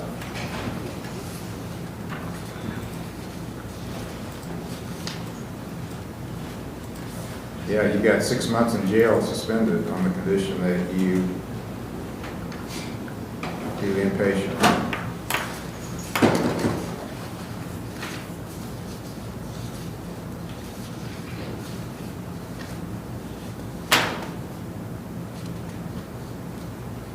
And we had a problem before because you started out at Riverside and created all kinds of issues there, so I let you go to Bethesda. And you tested for a bunch of different stuff to begin with. So I can make, I don't know if you can hear me back there, the same speech applies to you. I'm trying to save your life because what's in the community is killing people. And if you keep using, the odds are pretty good that you'll wind up overdosing. You don't want that, do you? So you're getting a chance to turn things around. You're a young guy. How old are you? 32. Well, from my perspective, Margaret, that's still pretty young. Now, if you're in the NBA, that's not, you're getting toward the end of your career. But here, you're just getting started. So, you got kids? Okay. Well, you still could have kids at this point. Do you want to stay there or do you want to go to jail? Stay there. And here's the thing. When you disrupt and create problems, it 2 or 3 other people that are trying to get clean, it keeps them from concentrating and doing what they need to do because you're distracting everybody. You're not going to do that anymore? Well, your one buddy, Mr. Langdon, is not going to be there anymore, so he won't be a distraction. He's going to jail. So I think he was a little more culpable than you are. But you're on thin ice. I'll give you, this is last chance. So I want you to do what you're supposed to do, when you're supposed to do it, without complaining, without threatening to call the ACLU or whatever you're going to do. Do what you're supposed to do, or you can just go sit in jail. The At least you won't be on the street using drugs while you're sitting in jail. Do you understand me? Yeah. Okay. And you're willing to take him back? I am. All right. You have a hearing date of August 4th was your next hearing. I'll see you then with a good report, all right? Okay. That's all. Thank you, Your Honor. You're welcome. State of Ohio versus on recall Marissa Short, case number CRA 22623, CRB 22624, and TRC 222494, A and B. She have a change of heart? She's back in the holding cell.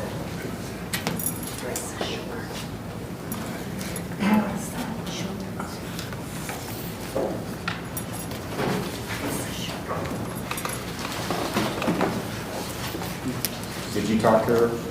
Somebody talked to her? I haven't talked to her. Okay, well, we'll see. We called her. Do you want me to go? She said before she didn't want to do inpatient. but- You want us to go back and talk to her? Yeah, I think it'd probably be a good idea. Once you do that, it makes no sense that she's not doing it. Yeah, they're gonna come back to work. Okay, I'll take a recess when they're ready to bring her out, then we'll come back on the record. Court's in recess. Good God, continue. I don't know what happened, actually. I'm gonna go find out while we're on recess. Okay, I'm going to go talk to Sarah and Missy about subpoenaing stuff from the Ohio Department of Health. Oh, jeez. Yeah. Yeah, Missy's got very attention.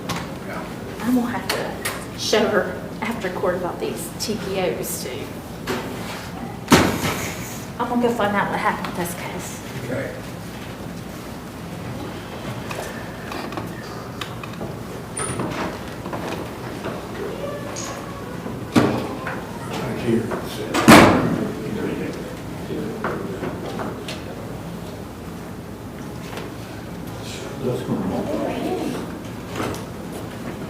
Can you help me at all? How you doing now? Doing good. Good.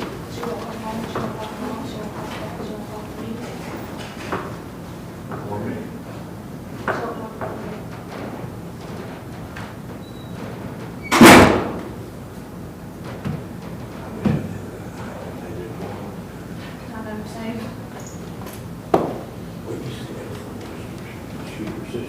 Yeah.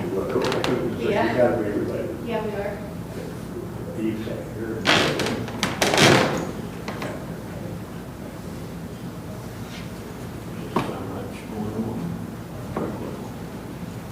Ron, today has been a killer. It's been a killer. It's been a very interesting day. And Brian Cremings had a bunch of cases scheduled here, and then he got called to come to Common Pleas. Had to be there at 10:30. I don't know. That's unusual. Yeah, On a Monday? for some reason. So, I told him, I swear, I feel like I spend 99% of my professional time beating my head against the wall.